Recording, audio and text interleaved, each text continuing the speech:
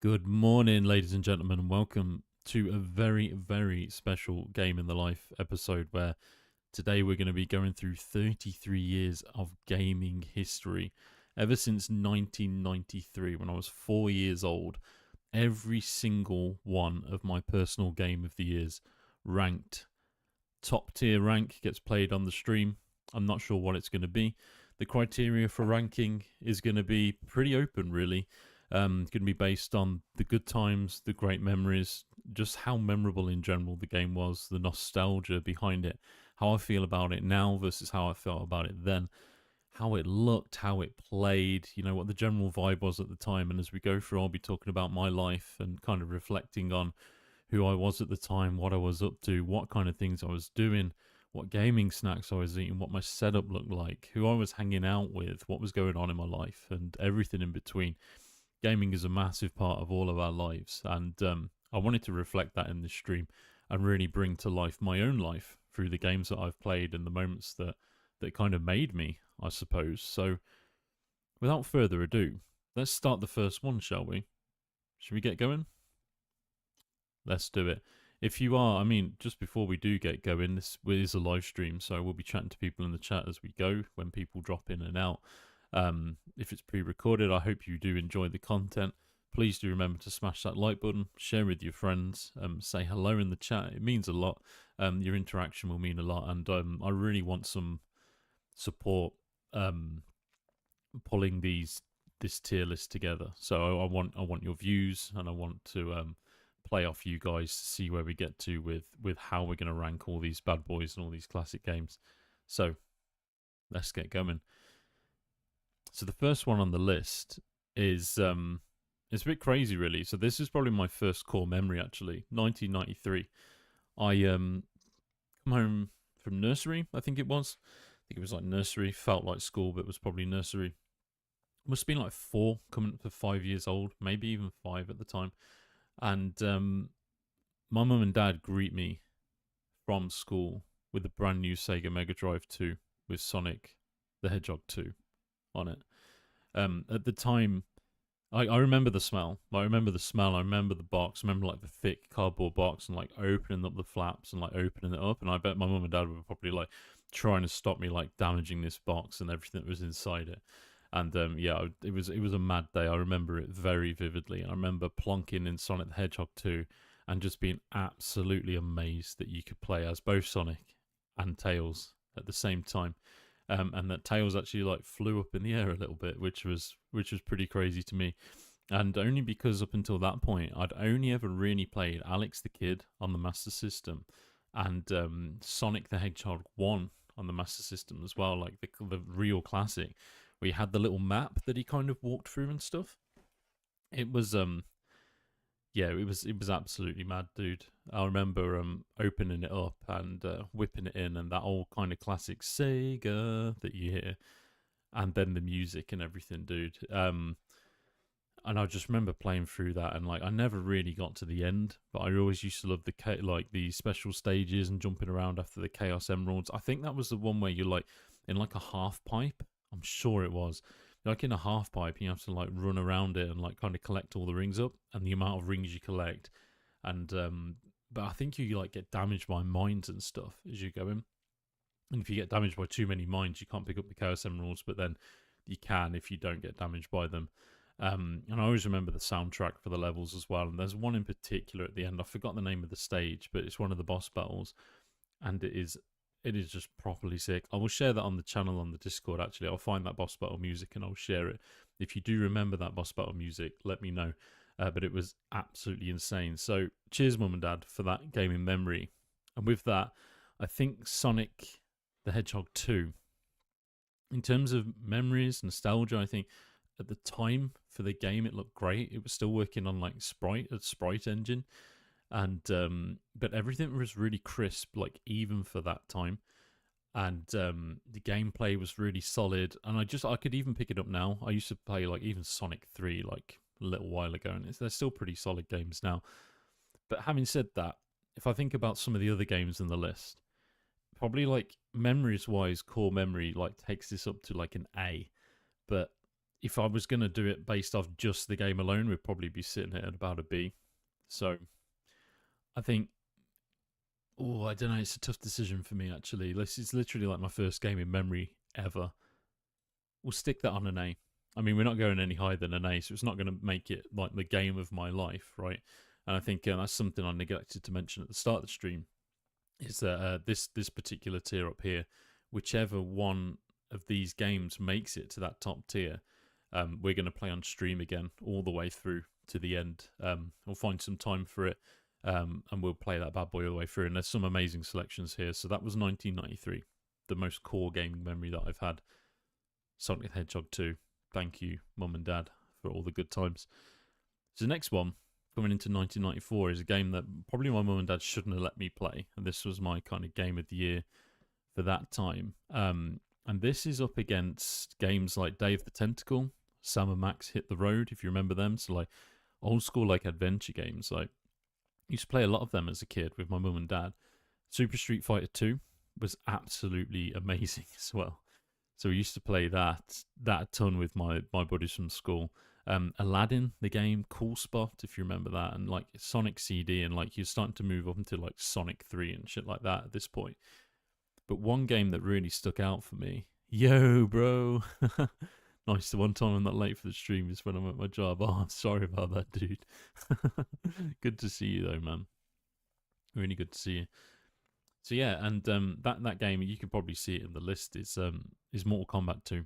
So I used to play this. Like my mum and dad, I think they're geniuses really, because they used to literally sit me in their bedroom. Like they would be downstairs with my sisters. I think my sisters were born about that time, so I got two twin sisters, and they used to sit me upstairs. I used to have this tiny little CRT TV on this tiny little stool. And they would hook up. I used to think it was amazing. So they would hook up the PlayStation, bloody hell. They would hook up the Sega to this CRT, black and white CRT, and I would sit in that room for probably like 9 hours at a time in their bedroom, playing shit like Mortal Kombat and like the Power Rangers game and Aladdin and things like that. And I was awful at these games, right? I never really got anywhere with them, but I just used to sesh like so hard. And Mortal Kombat 2 in particular, like, you know, you think about that, it's like an extremely brutal game. I never quite got my head around how to do fatalities. I always thought it'd be in the little booklet. Nice one, dude. Thank you very much for checking into the stream. I really appreciate you, man. Thank you. Hopefully you find it interesting as well. It's like a gaming history super journey, you know? Magical mystery tour, if you like.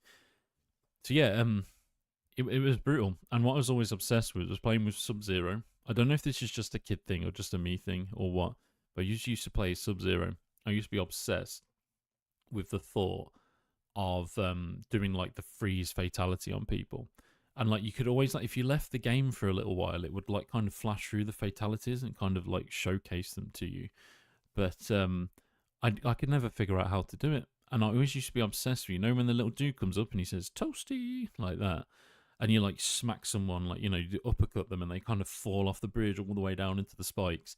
Like, for a 5-year-old to be obsessed with doing that is pretty crazy, right? But it probably draws a pretty good comparison with what my son's into right now, which is Roblox. And he'll play like Squid Games on Roblox. And I'll be like, hold on, can I hear guns? And he's like, no. And I'm like, I think there's guns in that, dude, so you can't really play that. And yeah, but I used to be playing things where you literally uppercut people in the face for fun, smack them off a bridge into big old spikes, you know? But I think the craziest thing was, like, back in the day, you didn't have the internet, right? I didn't have a phone. I mean, I was only 5 anyway, but now my son has all of this stuff. And, you know, you couldn't really reach out to the wider world. The only people that I could ask were my mum and dad, who were downstairs, never played Mortal Kombat 2 before, didn't really even know what it was, just knew that they were happy with me being out of the way. And yeah, I've written in my notes, I'll be damned if my parents knew or cared. And you know what, it's so true. Like, having kids yourself, you kind of realise you're like, I need a bit of a break. So really, you know, who really gives a fuck what they're doing as long as they're safe? And I think that's how my parents felt about that. And so yeah, you couldn't ask questions, you couldn't figure out how to do fatalities. Like, it's obviously pretty simple code, right? But yeah, No idea how. So I used to have this friend. Sadly, actually, he's passed away now. I won't say his name, but he has passed, and it's quite sad. Funny enough, he'll come up a little bit later on in this kind of story through my life. But but yeah, we used to sit together in school, and I'd be like, "Oh, dude, like I think I've worked out the combo to like do a fatality," and I was like completely making it up, and he was like, "Yeah, me too," and we'd like write them down on this little notebook and take it home, and he'd be like, "What?" Like, you were lying, and I was like, "Yeah, like you were lying," and it was quite funny, really. And yeah, still to this day, I don't think I've ever done a Mortal Kombat fatality. Never, not even once, not even to this day, literally. So like maybe we'll do that. Should we do that on stream at some point? We'll do my first fatality of Mortal Kombat, maybe first and last ever, and we'll immortalize that. So like gaming memories wise, it was probably a pretty like bleak time, to be honest. And it was probably my first. I think it's when my sisters were born, and yeah, I used to hide away a lot in my room and play games for a hell of a long time. So perhaps not the greatest of memories in general, but still, it's when I became a bit of a sesh head for games, to be honest. So having said all of that, I did. I mean, I used to love playing as Sub Zero, and I used to love the combos and stuff, and the game in general was really dope. Um, yeah, 40k when you were 9, dude. Yeah, we do start early, don't we? So I mean, sway me in the chat, dudes. This is either a B or C for me. I'm probably veering towards a C unless you guys feel strongly any other way about Mortal Kombat. But I think in terms of literally like the game of my life that literally stands out, I think we're going C right there. So there you have it. So now shit's getting pretty real. Now, like, we're moving on to 1994 at this point. Sorry, I got my years mixed up, didn't I? I think I said 1994 last time, but it was actually 1993, and we're going from 1992. So someone will correct me in the comments or something. I'm sure. I'm sure of that. Yeah, it's getting pretty real. So 1994, you had Earthworm Jim, Sonic and Knuckles, Sonic 3, all games that I absolutely mashed. Like this was like the height of like platform gaming. If you think about like open world 3D gaming is like probably the thing right now, or was at least a couple of years ago. Back then, it was yeah, it was 2D platforming. I think most of these games, yeah, most of them, not all of them. So you got Sonic and Knuckles, Sonic 3, Power Rangers, the game. I used to love that, man. I used to be a massive fan of Power Rangers as a kid. I used to be into the Blue Ranger because I was always told I was quite clever at school, and I was like, yeah, I'm really clever like the Blue Ranger, and I can still like kick people's ass. But really, I was just a big fat geek, really. So, not too far from that now. I'd like to think I was shaped up a little bit now, but yeah, you know how it is. And then you've got the Lion King, the game, which is actually brutal. There's a few like recent videos on YouTube of people playing Lion King, the game, and man, oh man, is that shit raucous, like unforgiving to like, that worse than Souls games, like by a long way. And yeah, I don't think I ever got past like the third level on that. Wing Commander 3. So my dad used to play shit like Wing Commander and stuff like that, and this was like the first time when I would like sit down and kind of play that sort of game. And like we used to play like shareware games as well. Like if you remember, you used to get like the floppy disks, right? So you used to get the floppy disk, and it used to be full of shareware. So you'd have shit like you go on MS DOS, operating system MS DOS, go on that, load up the floppy drive, and then use the file directory to access a list of games, and there'd be like 100, and you could do something where you could like page them. So you could kind of go, right, there's 100 like games on this list, and it would kind of go down the page, and it would like knock you off the bottom of the page, and you couldn't see them all. So you could do this thing where you could like page them, so you could see like a selection at once. So you should do that all the time. I'd go through, and they used to have like shit like Duke Nukem on and stuff like that, which was really, really awesome. And then that's around the time as well. Like I say, like I used to play things like Wing Commander. It's basically, I mean, I don't remember too much about it other than you fly spaceships around in space, right? And it's like, I don't think it's RPG or anything. I think it's just a set game where you move through the motions. In fact, what I do remember now, this is why my dad used to like it, is there was lots of cut scenes and cut like sequences in it that were like videos. And I'm sure my dad used to watch it because you always used to have like sexy women and shit. And like as a kid, like, you don't really think about that sort of stuff, do you? But like I'm sure he used to watch the Wing Commander stuff for that, and he used to really like the games in general. Um, but yeah, so yeah, that's my dad all over. To be honest, like to be honest, I probably would do the same thing now, but still, there's not that many games that do that anymore. Um, Need for Speed, the first Need for Speed come out, I used to play that a hell of a lot. I used to drive around a McLaren all the time. I was well into cars as a kid. Used to have like loads of books about them, like posters and all sorts of stuff. You should draw them all the time. Have loads of the little cast iron like cars and everything. Still a massive car guy now, to be honest with you. Um, Super Bomberman, always loved that. Loved the vibe. Got this real kind of forget what they call it now, kawaii kind of vibe, hasn't it? Like it's very cute, but also you're like chucking bombs around and killing people. Really was really into that. Then you have like FIFA 95, but I was always kind of into football, as kind of still am now, but I don't really play or anything. But really did enjoy playing the games and making my own team and my own stadium and stuff. But having said all of that, I've gone through a lot of games. The one game, like this is where my love of fantasy really started, is and it's pretty telling why when you hear what it is. It was actually Warcraft. So like the original Warcraft before World of Warcraft, before Warcraft 3, before like the kind of story started emerging and things and the lore kind of built up around it. Warcraft, Orcs and Humans, and the thing I remember most about it was when the little peons go work work like that when you click on them, and then you say, "What do you want me to do?" And you keep clicking on it, and he'd be like, "Get off me" or something like that, which is really funny. And it was really dark, man. Like some of the imagery around it was really dark, like proper like late 80s vibes, and it was like early 90s, and it was insanely dark, like almost similar. I think it actually is. It was originally meant to be a Warhammer game, but they lost the licensing on it, and it just became just a general like fantasy game that was like kind of based on Warhammer in general and a bit of Dungeons and Dragons, and it was awesome. Like it feels like a bit of a fever dream, to be honest. Like I remember playing it, like chopping down trees, going to mines, like building a little base, like all that typical like real time strategy stuff that you did, like a bit like StarCraft or whatever. And I used to have a real fondness for strategy games. I haven't played one of them for a very long time, so that might be coming up at some point. And yeah, it was brilliant. And one of the things I used to be obsessed with, so I used to always go after, like, they call it tech, don't they? Like if you play strategy games to like um improve the skills of like your dudes and like make them I guess a little bit more powerful through upgrades or whatever, then that's what they call it. I think it's called tech.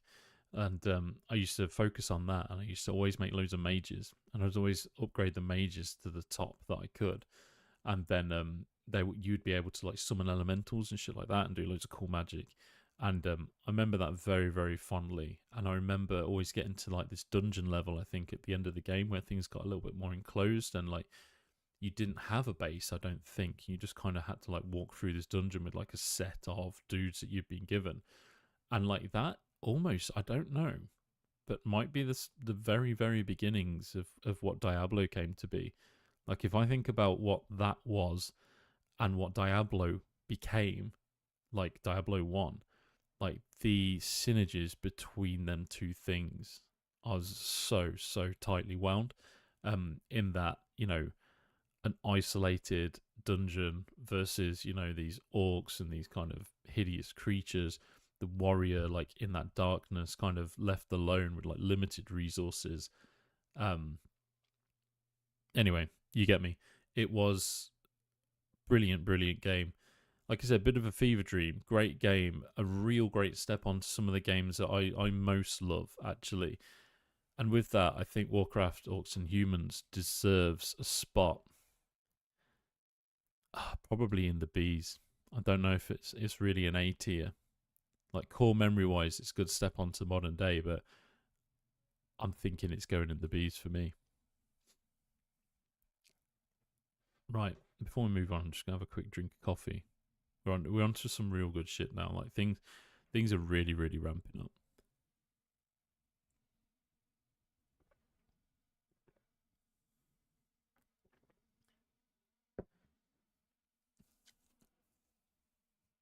It's got some standard Nescafe, like nothing fancy for me today.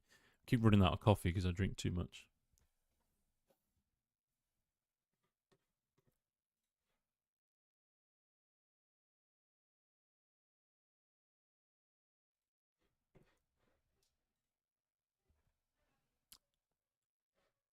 So we're back again. So on from that, then going into 1995. How old am I at this point? I'm like 7 years old, right? 1995 is a mad year for games when you look at it. So you got Warcraft 2, Command and Conquer, Mortal Kombat 3. So this is when like Mortal Kombat got really really good at this point. It was incredible to play. Had a massive roster of characters. The combos felt really awesome. It was really dope. Really really good game. Full Throttle, the classic adventure game, point and click adventure. Destruction Derby. So I was always obsessed with Destruction Derby. You see it in old Argos catalog. So I don't know if like any of you guys from the UK, but you open up, you used to have an Argos catalog as a kid. Well, a lot of people did. And around Christmas, you'd like circle the things that you liked, like for Christmas or whatever, or that you wanted. And one of the things I always used to go back to was the back of the catalogue, and I'd look longingly at PlayStations, and I'd be like, like I really, really want a PlayStation Destruction Derby, and I was obsessed with that for years, like with the concept of that. And well, not for years; it wouldn't have been too long. But I didn't have a PlayStation at this time. What I did have was a PC, and I mean, having said that, I think later on this year we ended up getting a PlayStation. I used to have Battle Arena Toshinden on it, so that's a real blast from the past. That was a really really old school fighting game, and I always remember. I don't remember a lot of it, but I always remember getting to the end of it, and the boss's name was Gaia. So like God of Life or God of the Earth or whatever. And you used to have to whip his ass, and I always used to just play that through time and time again. It was brilliant. That's when Soul Edge came out as well, and Soul Edge again was like the beginnings of a real epic and noteworthy fighting game. I wonder when they're going to make a new one of them. Actually, I wonder if they already have, but they really pushed the boundaries on that coming into the kind of late 1990s. Late 20s. And I remember playing that recently, but I don't know where it's gone now. Then also another one of my favorites, Road Rash 3. So you can imagine like a 7-year-old. We used to go to these places in used to have like video game rental stores, and in the video game rental stores, you could pick up a game for like 3 nights, right? So you could go and pick up a physical game and like loan it out for 3 nights. And I'm sure loads of people used to go in there and rent them out and never return them and never return back to the store again. But back then it was like communities and stuff, and if someone did that, you knew what they were up to. And yeah, but I used to play Road Rash so much that in the end, the lady that owned the store, like we used to hire it out almost every weekend. I'd choose the same thing. And in the end, the lady in the store said, just have the game. Like, you play it so much. You've more than paid for it by like 3 times its amount by now. So you can just have the game, kid. Like, and giving a 7-year-old kid Road Rash 3 was crazy, because that's a game where you ride motorbikes, basically. And you race. Like, you got to win the race, but you can just whack each other over the head with like batons and sticks and chains, like whips and shit like that. And it was brutal, man. I used to love it. You could like whip someone off their bike, and their bike could be going without them on it for some time and just like crash into shit. Or you could like kick someone into a car, like into the back of a car and stuff like that. That was absolutely dope, man. Really, really beautiful. But that wasn't my game of the year. So the game I remember most fondly in 1995 was actually Discworld. So if any of you guys have ever been like a fan of Terry Pratchett novels, or have ever read any of his books, they did a video game adaptation, I think, of the Color of Magic alongside another couple of his books called Discworld. Discworld is set on the back of a giant turtle floating through space, and Ankh-Morpork is actually where the whole game is set. and you play a wizard called Rincewind, a very witty fellow, and yeah, like, there's a passage that sums up the kind of dry wit of the game here, and it says, "The Shades is an area where curiosity not only kills the cat, but ties lead weights to it and throws it in the river." And that was the kind of like dark, kind of light-hearted, but like edgy humor that was written throughout it. And basically, I forget the kind of the goal of the game, but you walk around as this wizard, um, discovering bits and pieces, like solving puzzles and solving like things that have happened. And you come across loads of wacky characters, like the librarian is this monkey in like the in the wizard's college, and he you basically like kind of work your way through some pretty epic stuff. You end up meeting death, going to the edge of the earth, and making a movie at the end of it, and all with your delightful pal, the luggage, which is like this basically this chest with feet that kind of runs around with you. I'm just kind of reading my notes here, but yeah, I guess I can't even tell you about the hours that I sunk into it, even as a small child. So like roaming about Discworld, with the luggage, the walking inventory chest, and yeah, I guess the running joke is that Rincewind isn't very good at magic, even though he tries. So you always like in situations where you might have to use magic to get out of them or get the edge, and yeah, he's just pants at it, and it was just really, really funny, really, really vibrant game. And I guess again that kind of builds on my love for fantasy and kind of yeah, it really compounds it. And I always used to be amazed at that part of the game where you find yourself at the end of the earth, and like I said, which is flat, and you're resting on the back of a giant turtle floating through space. There's something really quite magical about that, and nice to explore for a young child, you know, being 7 years old and all. And I put here in my notes as well. And oh, didn't I mention that Death is my mother frickin' homeboy, because he really is, and Death is a pimp in that game. So a lot of fun, a lot of fun. Yes, dude, Discworld, man, check it out. Discworld. I just went through it, but yeah, Discworld is a brilliant game. It's about a wizard called Rincewind from the books, Color of Magic, stuff like that. And I forget the storyline of the games, but it's awesome. You should check it out if you haven't already. And with that, let's tier list it. I think gaming memories wise, you know, we're all. This is when you know, I really started to get into games and kind of find my own connection to them in a way that was special to me, and that kind of spoke to my personality, and it might have even shaped me a little bit too.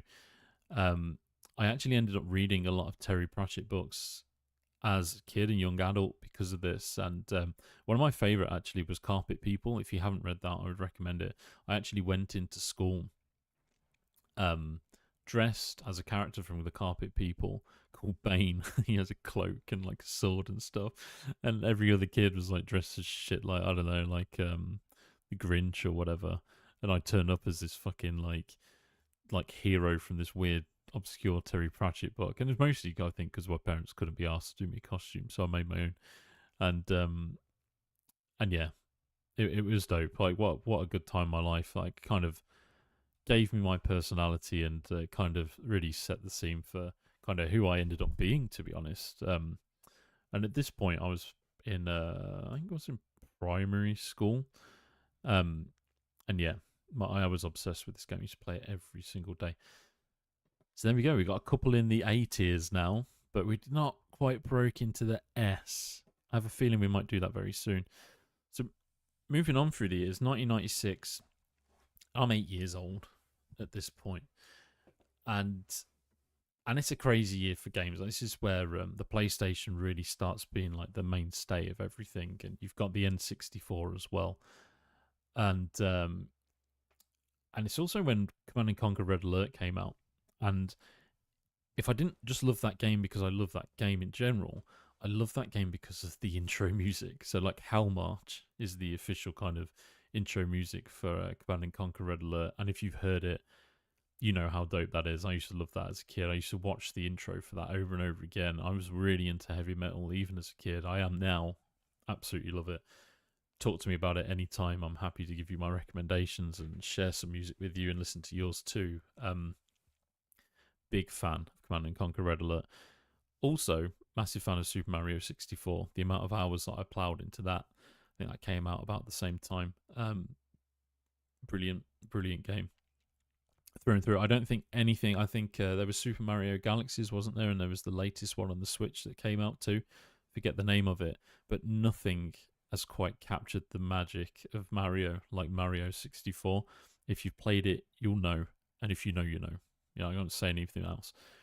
Other games that came out at that time, and I won't go through all of them. It's Pokemon Red and Blue, Red, Blue, and Yellow actually, and the amount of time like any gamer has sunk into them games. I think if you haven't played Pokemon Red, Blue, or Yellow, and you're into RPGs, you probably need to go and do that right now.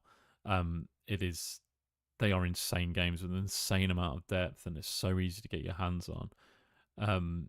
Yeah, dude, Red Alert Command and Conquer music was absolutely like rocking, of course. And yeah, if you haven't played the Pokemon games, do it. Give them a go. Get on an emulator. Give them a little blast. They might have aged pretty badly, but back in the day, they were incredible. Other games on the list, there's a couple more, but I'm going to miss them out. But then you've got things like Wipeout as well. I used to love that. So like futuristic racing game on these kind of like high tech kind of like, you know, floating barges, if you like, and you had little weapons, and you like wiped people out as you like raced them. It got insanely fast and insanely difficult. Really, really good. And then Diablo. So, I mean, this is interesting because Diablo, I would say, is probably one of my favorite games I've ever played in my life, like ever. We even this is the first game I ever played online with a friend, actually, Diablo, which, by the way, isn't my game of the year for 1996, which is insane to say, and I'll explain why. So we used to play this with my mate after school. First game I ever played with a friend. I had a really tight friendship with this dude, mainly because we used to play Diablo together. I think we were both warriors. And back in the day, you could go on Battle.net and you could actually download trainers and like illegal kind of cheat software, and you could bring items into Battle.net, or at least into closed servers.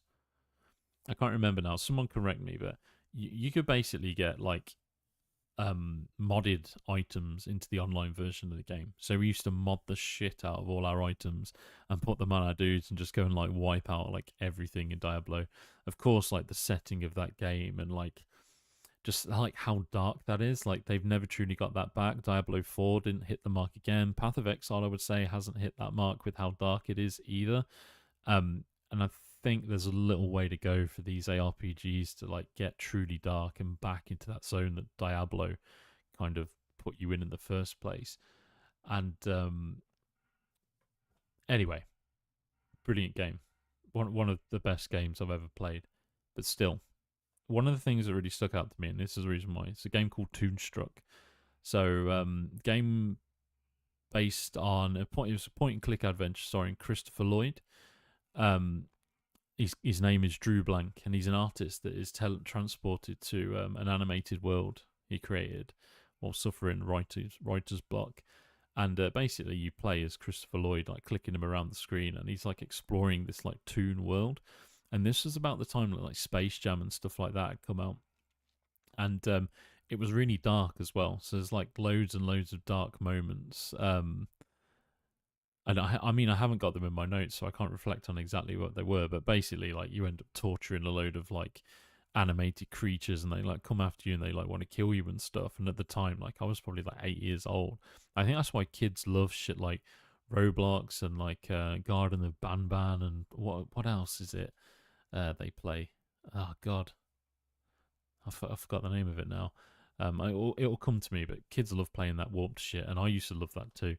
And the reason why this is my absolute game of the year is this is the first time, like, it was New Year's Eve, actually, and I was 8 years old, and I was actually allowed to stay up past 12 for New Year's Eve, so I stayed up with my parents, we stayed up past 12, and instead of going to bed, like, I used to play Toonstruck all the time, anyway, but instead of going to bed, I remember my mum and dad saying, fuck it, should we stay up tonight and finish Toonstruck? And we did just that, and we stayed up till like 3 in the morning. And me and my dad did. I sat down with him and we literally played through till the end. And I don't remember a ton about the game, but the memory is so strong, you know? Like when you think about core memories, like Sonic 2 was one of them. Toonstruck was another. This is one that I'll always remember that is pretty niche. and it's pretty insane, really. And that to me probably means more than any of the other fun that I had playing any of the other games.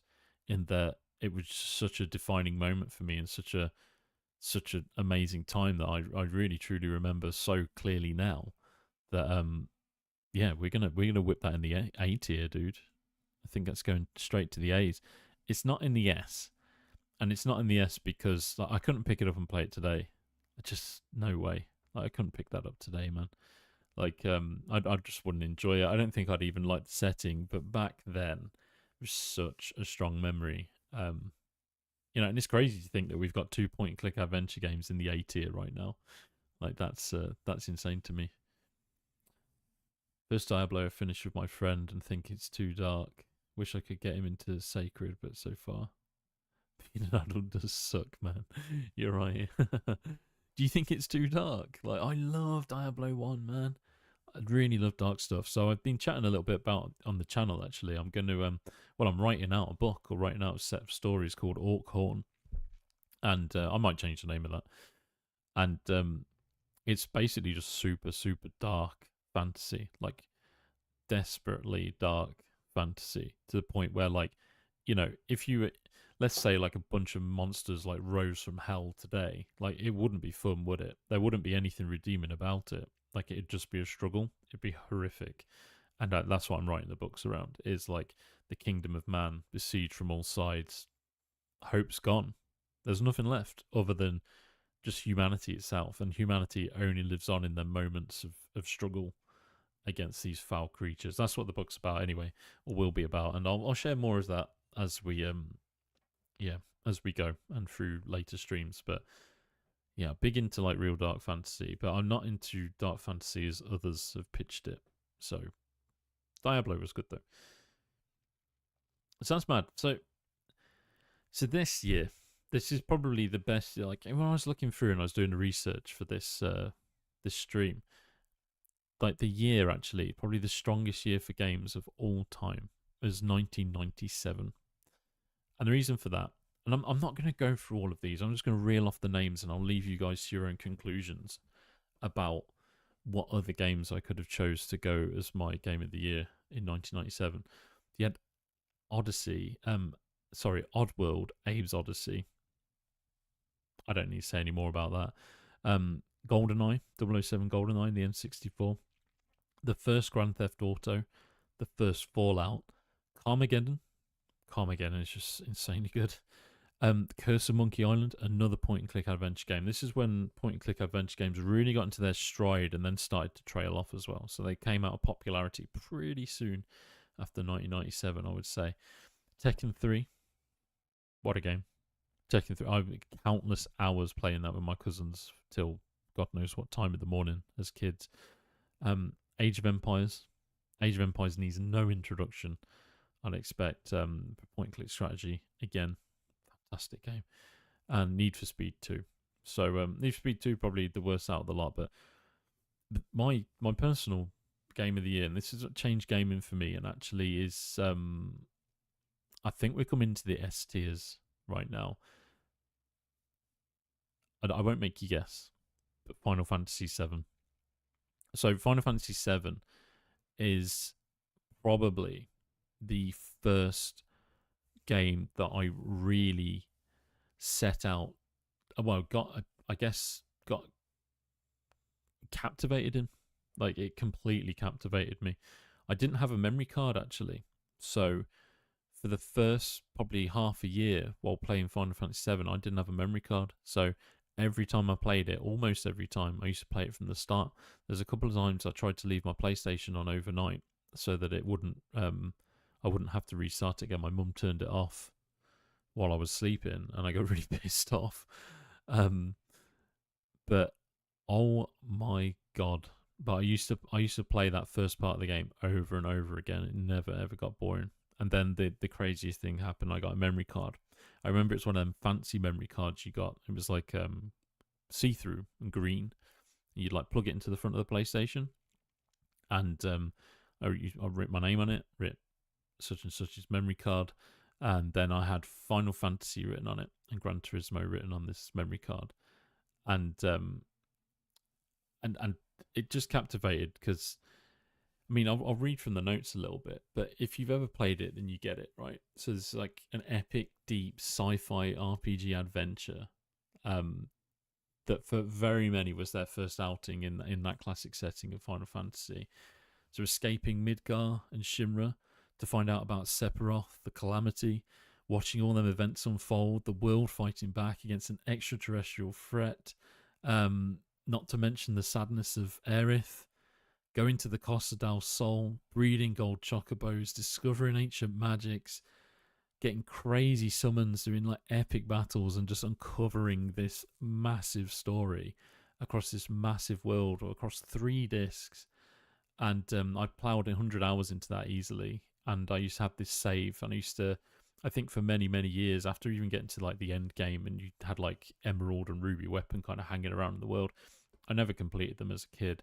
I might go back to that actually. We might go back to this, guys. I'm very excited actually. I am getting excited about this.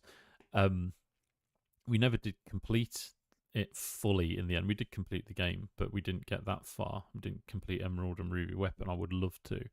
And I used to, for many, many years, after getting that save, you used to go down in the submarine, didn't you? I used to be at this like submarine base. I used to do lots of grinding there to level up and stuff.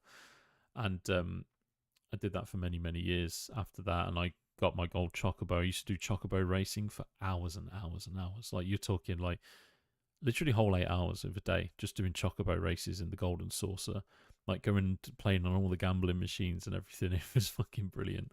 Like, and that's just one small part of the game.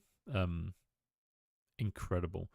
And the remakes as well. The remakes are amazing. So I played the first remake, the second remake, I played a demo. Unfortunately, I just don't have the time anymore to get into games like that properly, and I need to give it respect. I need to give it my time. So I haven't played it yet. We might play that actually. Like, if this makes it to the absolute game of the life, we might play the remakes. We'll give you guys a choice. We could play the original or remake, but it could be very, very cool. In fact, they've just released the remake, I think, the newest one on Steam. So maybe that's the choice.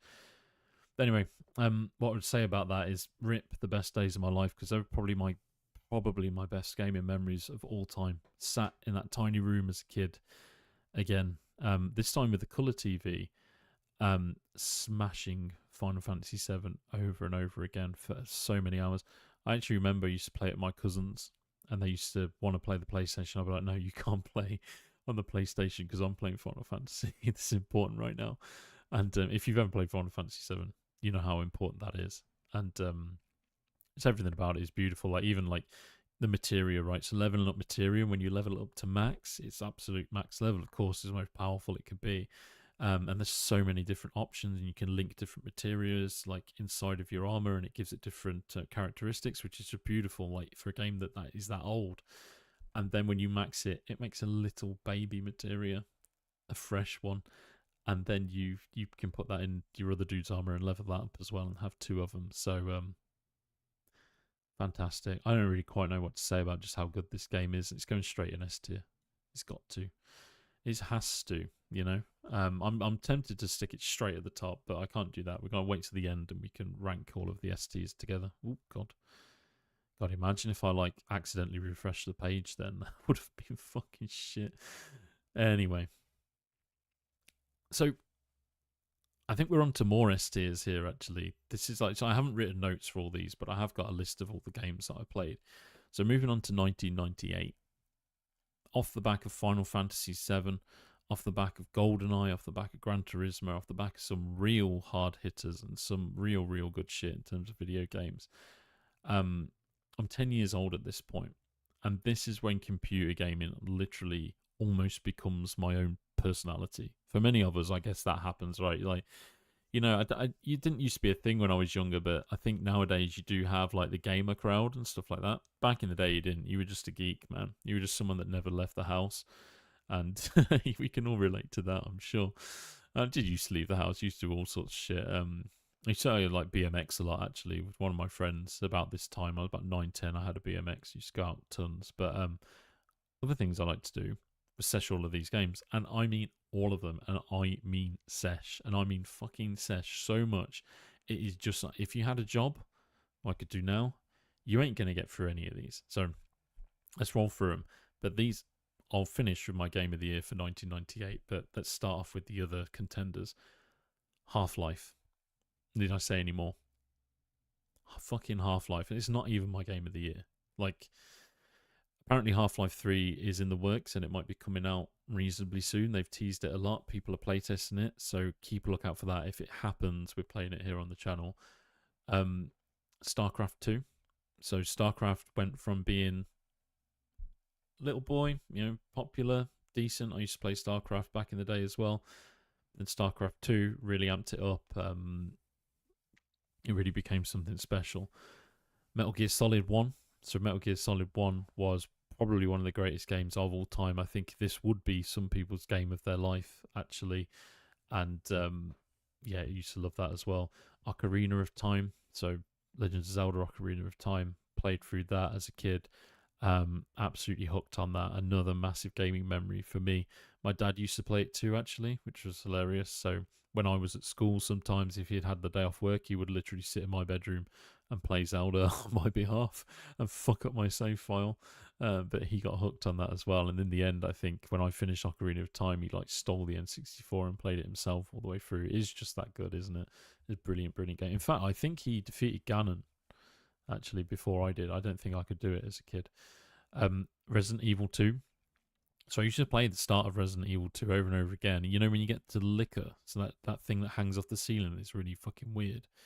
That used to freak me out. So I used to start the game. Yeah, becoming a geek or a junkie. That's funny, man. Do you know what? I mean, I wasn't a junkie, but I probably partied a little bit too hard in my later years. So a little bit more about that as we go. Did your dad love Final Fantasy VII? That's crazy, dude. Yeah, Advent Children was a bit strange. It was cool, but there's a lot of crying in it. You know, like there's like expressing these extreme emotions by crying and like shouting very loudly, and I just kind of never really got that. You know, it's just a bit like okay. Um, let me know if you relate to that. Anyway, where was I? Yeah, Ocarina of Time, Resident Evil 2 actually. So yeah, they got to the liquor, and then I'd just start the game again. I was just like, no, I can't play this. I'm not into scary games. Scary stuff freaks me out, gives me nightmares. Doesn't so much now, but used to back then. Commandos. Do you remember that point and click game, like isometric? You need these dudes, and you go and like sabotage stuff. That was really, really cool. Used to play that a lot with my buddies. Pokemon Yellow. I think I've always referenced Pokemon Yellow, but I do think it came. I don't know if it came out at this point or this is just a red herring. But I used to play Pokemon Yellow a lot with Pikachu following you around. I played that in 1998. And then Turok 2. So there's a story behind Turok 2, Dinosaur Hunter. If you've never played it, you've probably missed your chance to play one of the greatest games of all time in that era. I remember I used to have this savings account at school. It's crazy things your mum and dad do, isn't it? You used to have this savings account at school, and I used to go in and they used to give me like a couple of pounds, like once a month, every fortnight, to put into this little book. And you had these little books from Yorkshire Bank. I remember it pretty fondly. And every week they would write on a line, you know, £2 added to your bank, £2 added to your bank. And in the end, I ended up with about £36 or something, which back then was an okay amount of money, really, for a little kid to have. I was like 10 years old. And it happened over a period of like 6 to 9 months or something. And one day, mum and dad were off work together, and they said, "Oh, we're going to town. Do you want anything?" And it was strange for them to ask. And I was like, "Yeah, actually, can you use my book and use my money, take it out, and get me Killer Instinct 2?" So we could have been having a very different conversation right now. And they went out, took the money out, took all of it out, actually, which is funny, really. And then they went to this game store. So I returned home, and my dad says, you're going to be absolutely stoked at this, dude." I was like, "Oh man, have you got me Killer Instinct 2?" And he goes, "No, even better than that. I got you Turok the Dinosaur Hunter." And I was like, "What the fuck? Like, really? You got me to..." I remember freaking out. I remember being really pissed off because I really wanted Killer Instinct 2. I really wanted to play and like learn all the combos and stuff. And I used to be dead into like fighting games at the time as well. Anyway, brings me home Turok 2, Dinosaur Hunter. And man, oh fucking man, was that a brilliant game. So like I've gone into it. The first level you have like this bow and arrow, and you're like shooting dinosaurs and stuff. And very quickly you've got these like crazy weapons with like rip saw blades on them. You like cutting dinosaur and these weird dudes' heads off as you're going through, and it was just sick as hell. So I really appreciate that big mistake actually, and it is a top game, but ultimately not my game of the year for 1998, and that is probably one of the best games I've ever played, which is Fallout 2. So I just pause there for a second. You take that in.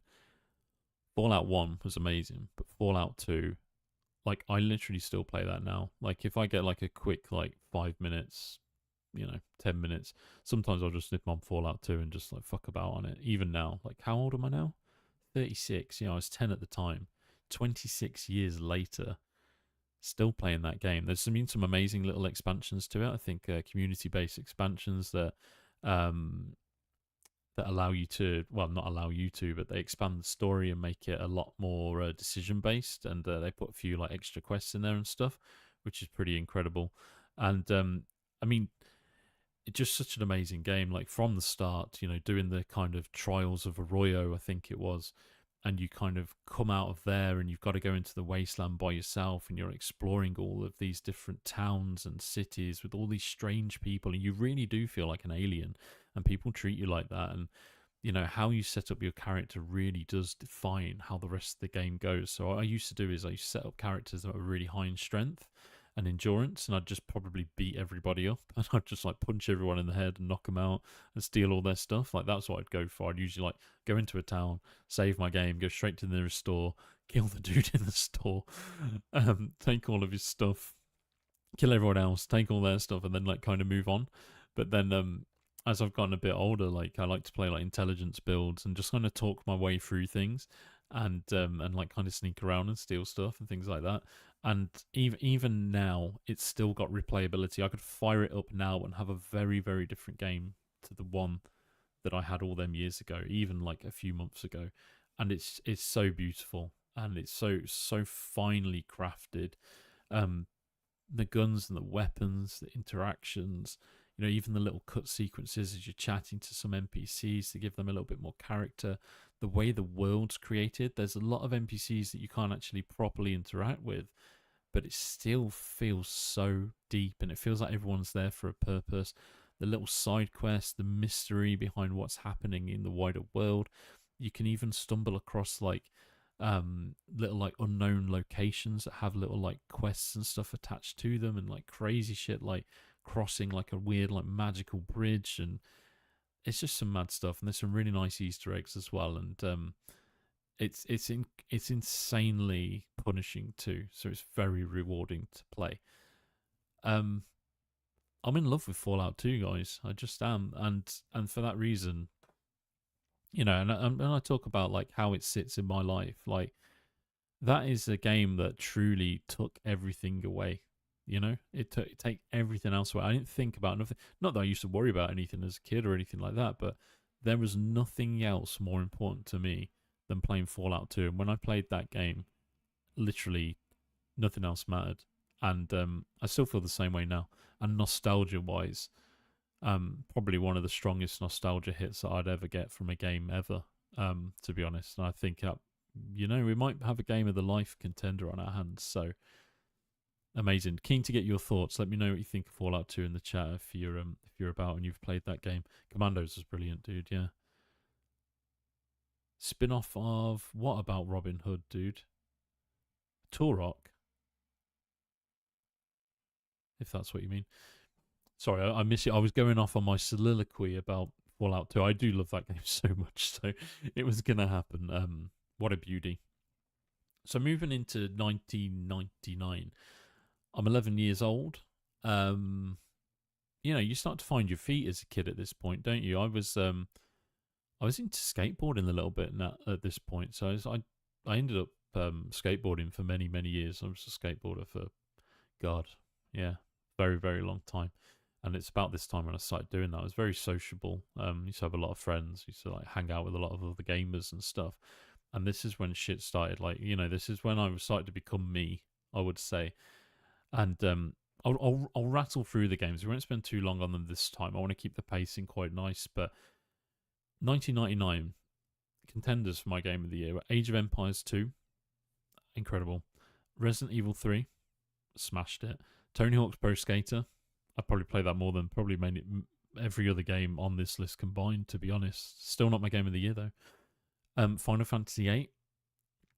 Final Fantasy 8 was actually just fucking amazing. The only strange thing was that you had to draw magic from save points, which was just weird for me. I did like going after the GFs, though. They were called Guardian Forces, weren't they, or something? In Final Fantasy 8, and I used to love going after them and like uncover them. There's a few secret ones, and how you get Behemoth is actually secret. I might share that on the channel. If you've ever played Final Fantasy 8, you never got Behemoth summon, let me know. I'll tell you the secrets. You preferred 1 in terms of story, but 2 had better gameplay. Definitely, dude. Oh, that's cool. Commando style Robin Hood game. That's amazing, dude. We need to check that out. I'm going to pull that up after the stream and have a little look. I'll make a note. Thanks for that, dude. Where were we? Final Fantasy 8. Fucking brilliant game. Driver. An unforgiving driving game. Still great. I loved it. I played Driver 2 quite a lot, actually, in later years. GTA 2. GTA 2 was brilliant.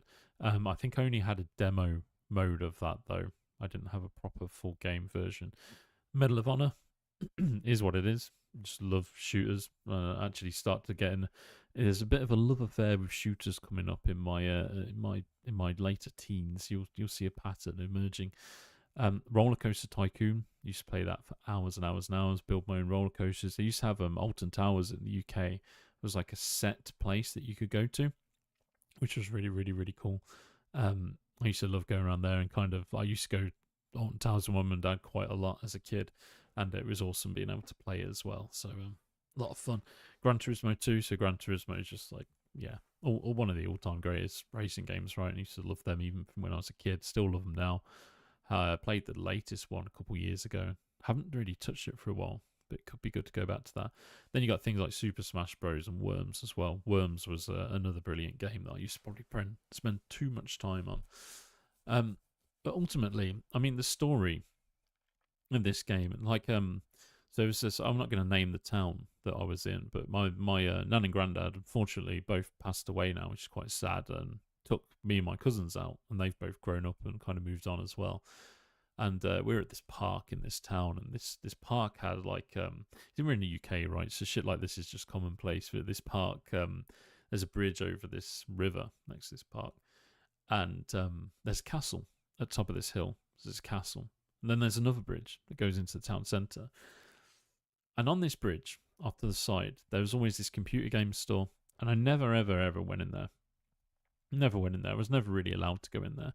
And for some reason, like, the planets must have aligned on this day. So I'm walking across that bridge with my nan and granddad. It'd just been my birthday, and I had, I think, £25 on me, and we were going to spend it. And it hadn't been released in the UK yet. Hadn't been released. So I was keeping on top of it as a kid. Something I was looking out for so long was Pokemon Silver and Gold. So we're walking over across this bridge, and we're seeing this game store. I had this massive banner that said Pokemon Silver and Pokemon Gold, and the shop was rammed. And I remember thinking to myself, even as a kid, I was like, that must be fake. That cannot be a real copy of Pokemon Silver. They can't be selling them because they're not out yet. But they had like sold them ahead of the embargo, like a good few weeks ahead of it, and they had stock. So we went in and we bought one. And I'm not even joking. I played that game so much, my fucking eyes like fried. Like I used to, for I think about maybe a month straight, I was playing that game on the Game Boy for a very long time in very poor lighting conditions. And my eyes are fine now, and they always have been great. But yeah, seriously could have damaged my eyes through that. I used to have like really bad pain in them. And they used to water all the time, and like I used to basically like cry involuntarily because my eyes were just so weak, and they were always in pain because I literally played Pokemon Silver like every single hour of the day. Like even the people closest to me that knew I loved video games were like, "Dude, you've got to stop playing that game. You got to stop playing games and just like get out and do something." And how old am I going to be? Like, I'm going to be like 11 at this point, which is just mad, really. And it's such an incredible game. Like, what a build on the originals. So the originals are great. Pokemon Silver takes it to another level. Like, that is the biggest leap in Pokemon that I think there's been. I don't think any other Pokemon really takes it any much further, really. In Pokemon Silver, you could breed Pokemon. You could do different things based on the time of the day. Oh god, I can't remember too many of the other mechanics. There was tons more Pokemon to collect. There was lots of different leagues and arenas, and it was just such a much bigger world with loads of different legendary Pokemon and stuff in it. And I think it was like slightly, I think it was color as well, wasn't it? So it was like the first color one that I'd played, and I used to love it, man. I used to like pick up all these little Pokemon, like catch a bunch of them, and and evolve them, and it was just beautiful. I mean, of course, that's what you do in Pokemon. I can't remember much more other than my eyes frying in my head, to be honest. And that's why it's got Game of the Year for 1999. And what I will say about that is, it's not quite S tier, I don't think, but it's definitely in the A's. So this is definitely something that I played a lot and I absolutely love it. But could I go back to it now? Does it excite me now? Probably not really, to be honest. I played Pokemon Emerald recently. I actually spent a bunch of money. I think I'm dropping it in I spent a bunch of money on a retro games console just to play Pokemon games, and I got so far in it, I was just like, it's boring now. So, fond memories. Played it a hell of a lot. Loved it back then. Probably wouldn't now, but definitely A tier. So moving on, year 2000. So this is interesting because this is another like cracking list of games. Like, starting off, you got Perfect Dark.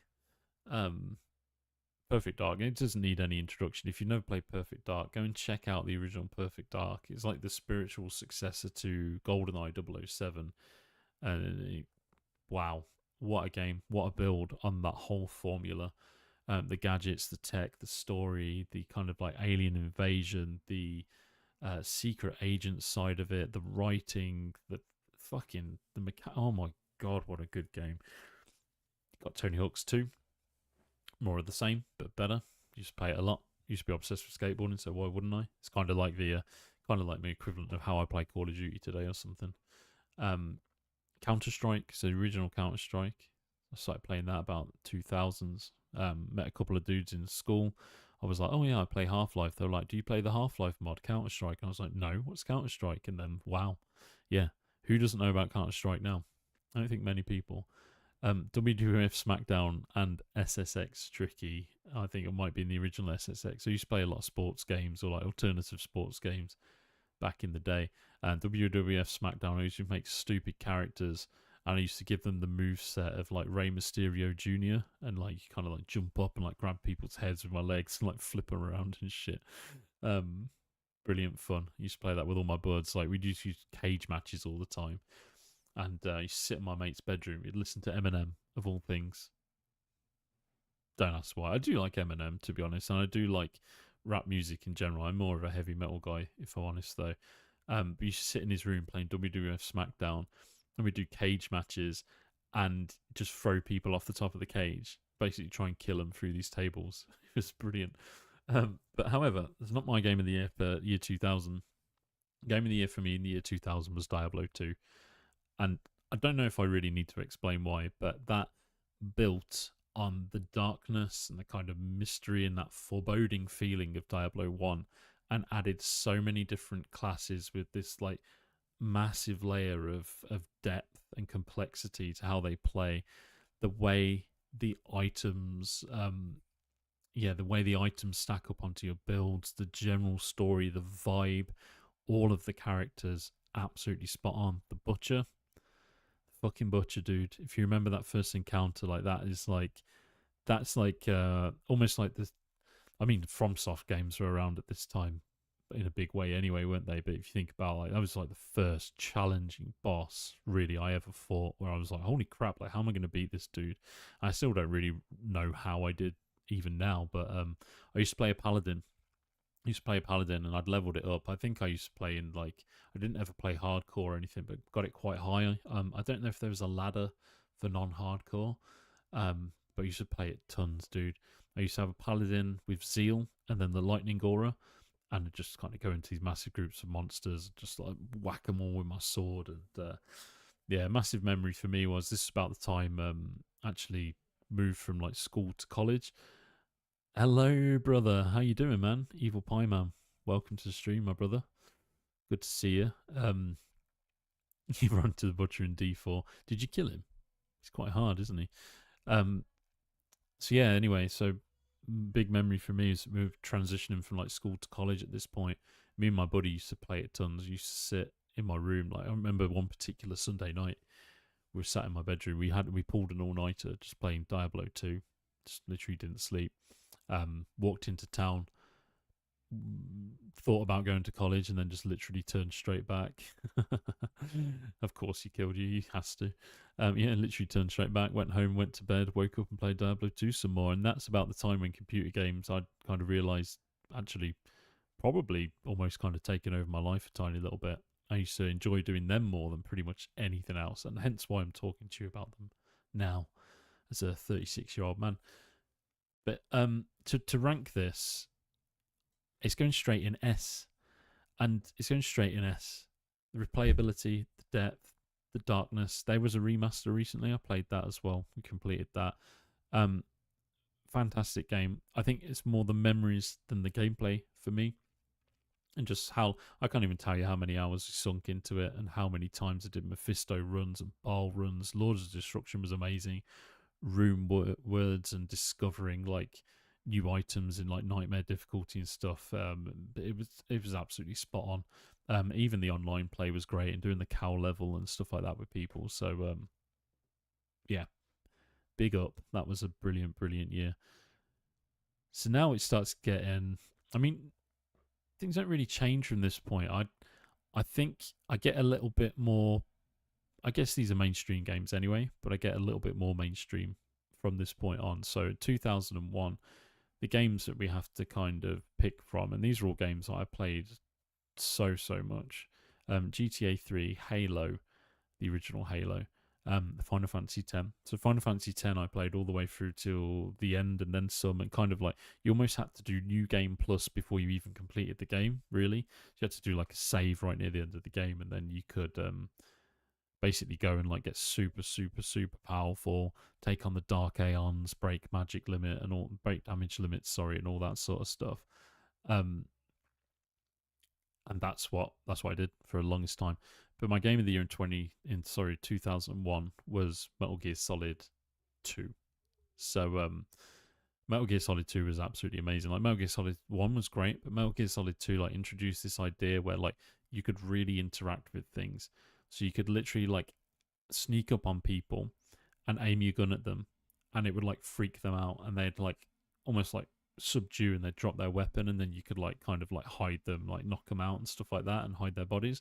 And for the longest time, I used to just spend hours pissing around in the first few corridors, seeing if I could shoot the guns out of people's hands, which I think you could do, and then literally like go and hide them away and like kind of stealth through them all.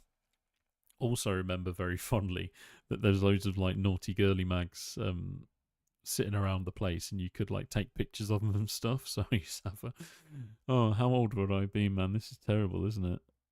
12. Am I 12 at this point?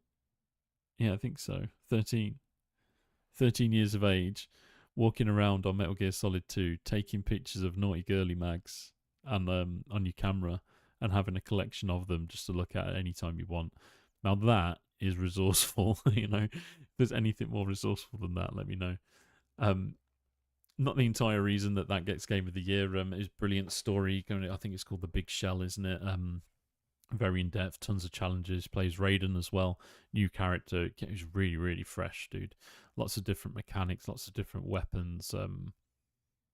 Fantastic in almost every way. And I mean, to be honest, like I remember that it's been such a good game. I don't want to just give out the S tiers like they're nothing, but like man, it was really good. It probably has aged a little bit now, and if I'm honest, when I think about the best games I've ever played, that doesn't come to mind straight away. Probably in the B tier for me. Ooh, that burns a little bit, to be honest. So next one. Nothing wrong with what, sorry?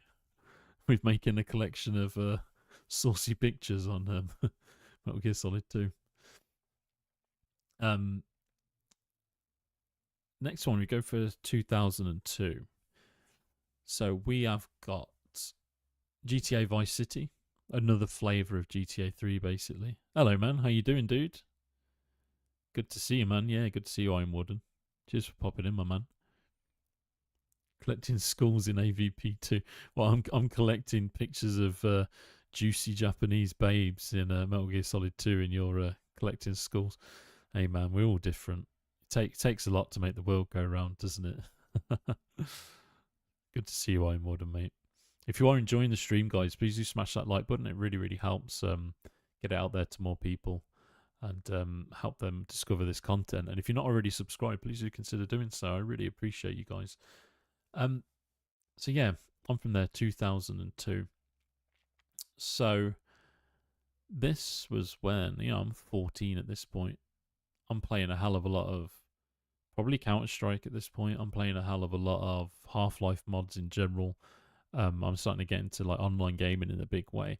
Had a lot of friends actually who are proper serious gamers, and we used to do LAN parties and stuff on CS and all sorts of stuff, which was a lot of fun. Thank you very much for the likes, dudes. I appreciate that. And yeah, so there wasn't a lot of time for other games, but there's a few that stick out. So GTA Vice City, just play that a ton. So spiritual kind of successor to GTA 3. Brilliant game, out and out. And I remember sitting in a music lesson. Actually, my mate had this like strategy guide. You remember them things? You had like strategy guide books for games, and he had one for Vice City. And we used to sit and read it. And the teacher would always be like, she was a Scottish lady. I'm not going to do the accent. She would get really mad and be like, "Are you guys going to sit down and play the keyboard?" And we'd be like, "No." We want to read this strategy guide about Vice City. It was awesome. Had all the cars in it and all sorts. It was brilliant. Warcraft 3. That's when like the lore and the story of Warcraft really started coming together. That's when you played as. So if you've ever seen Wrath of the Lich King and you've seen the Lich King, you play as Arthas in Warcraft 3. And Arthas actually is like the son of the king. He's like a well-renowned paladin, and he becomes corrupt on his crusade to save humanity and returns back to the great city, basically to defile the place and take it over and become the Lich King, which is kind of sad, really, dude. Good old CS, man. Ah, brother, the best days of our lives, man. The best days. And anyway, yeah, so Warcraft 3 was a banger. Really good. And that's when I started getting really, like, I wanted to kind of play it online seriously. So I played it a little bit, but I couldn't really get into it. Morrowind was out then, so I remember having a stint on Morrowind and enjoying it a lot, but it was just too challenging for me, and I expected to... In fact, what I used to spend a lot of time doing was going into the towns and sneaking around and stealing stuff. So I'd, like, try and steal all the best armor and, like, equip it and try and, like, take on like little monsters or whatever. And I remember getting to this point where you took on some monsters that couldn't be hurt by like physical damage. And I didn't have any spells, so I just died. So yeah, I had a silver sword actually, which would damage it, but it just wasn't doing enough damage. I'd just die again and again and again. That's when Battlefield 1942 came out, which completely revolutionized like first-person gaming, like FPS gaming, and brilliant, brilliant game. Still not my game of the year, because my game of the year is actually a strategy game based on Age of Empires, which is called Age of Mythology. So if you guys remember that, basically like top-down strategy like Command and Conquer, spiritual successor again to Age of Empires, but you had a tech tree that led you down into mythology, and it's mostly, I think it was like Greek, Egyptian mythology and all sorts of stuff. And I used to play that online tons. So you used to play online, build these massive walls on the map, like tons and tons of walls, and basically get my tech up to a point where I get the Titans or the big like kind of iron golem things for the Greeks. I then just send them on a rampage, and it didn't ever really work that well, but it felt really cool to do. A lot of fun. In fact, funny story, I used to play this with my friend. He used to play video games so much, he never got out of his chair, and his bedroom always smelt of poo. Yeah. So he literally would just sit in his own shit all day playing Age of Mythology, literally every day, all day. And we go around his house and be like, dude, like, what the fuck's going on in this room, man? Like, yeah, and in the end, it wasn't even worth saying. So, yeah, I don't think the dude ever really washed, but you know, we all know one of them, surely. And Age of Mythology, great game. Remember it fondly. Ultimately, probably going in B, maybe C. I think C, to be honest. Yep. I got lost in Morrowind for 3 real life game days. Yeah, dude, I did as well. Just got so lost. I did pull it back up recently, actually, to play it again. We might play it on the stream soon. Yeah, Warcraft 3 is awesome, dude. And you had like you could equip like armors to people and stuff. Like it's actually like probably the precursor to like Dawn of War 2, which is actually like the ultimate RPG RTS strategy game, I think, for me, hands up. You know, I think it really is. So next year, like this is my tastes start to get a little bit more mainstream now. Like they're mainstream anyway, but I have got mainstream tastes. I'll say that much. That's when the original, so 2003 original Call of Duty comes out. Max Payne 2. You got Command and Conquer Generals, which was badass. You remember you could play as Red Army, like China, and for every infantryman you put out there, you get two, just because of the vast kind of population that they have, which I think is a really nice touch. Like every army has its like unique touch. Like I forget which nation it was, but you could basically have MiGs or like special like flyers that had like Hellstorm or like napalm missiles, and like the more dudes that you had, the more build-up of napalm you had. Brilliant game, like fantastic. Used to pay out tons, but only skirmishes really, but brilliant. You know, I really fancy playing that again. You know, that'd be really cool. Command and Conquer Generals is a cool game. And then Star Wars Knights of the Old Republic, amazing game. Sunk tons of time into that, making your own lightsabers and all that other sorts of shit. Don't really remember the story very much, but I just remember it was great all the way through. But my game of the year, I'm into cars in a big way. Like I really love cars. If I could afford one, I'd go out and buy like an old kind of racy car right now, and I'd be putting a new exhaust on it and making it. I don't really care about how it sounds, but I'd be improving the performance of it and just like looking after it like my baby. But unfortunately, I have babies. Well, not unfortunately at all, but I have babies already, and I look after many people, and that's what my time, effort, and money goes on. So, not on cars. But back in the day, I used to live vicariously through video games, and that's why Need for Speed Underground is my game of the year for 2003. And the reason for that is all my dudes used to play games with. We're all into cars and stuff. And I went through this massive phase. Like this is my discovery of car culture in general. I used to see like there was an advert for Fast and Furious on TV, and they pressed the NOS button. I thought, oh god, this is some super futuristic sci-fi film about car racing. When I watched it, I was like, holy shit! Like they do that today. Like they actually have these cars today. They actually build them out like that. They make them look like that and like supercharge them and all sorts of shit. And when Need for Speed Underground came out, I was already obsessed with car culture at that point, and I had to play it. And yeah, the amount of times that I've customized and modified a R34 Skyline GTR, I can't even tell you how many times I've done that in my life. And it's all because of that game. Tier list wise, we're probably not even in the A's though. You know, I wouldn't replay it now. I remember it fondly. Yeah, you know, like I don't know. It's a shonky car game at the end of the day. Fond memories, but not that great. I think it's going in the C. Um,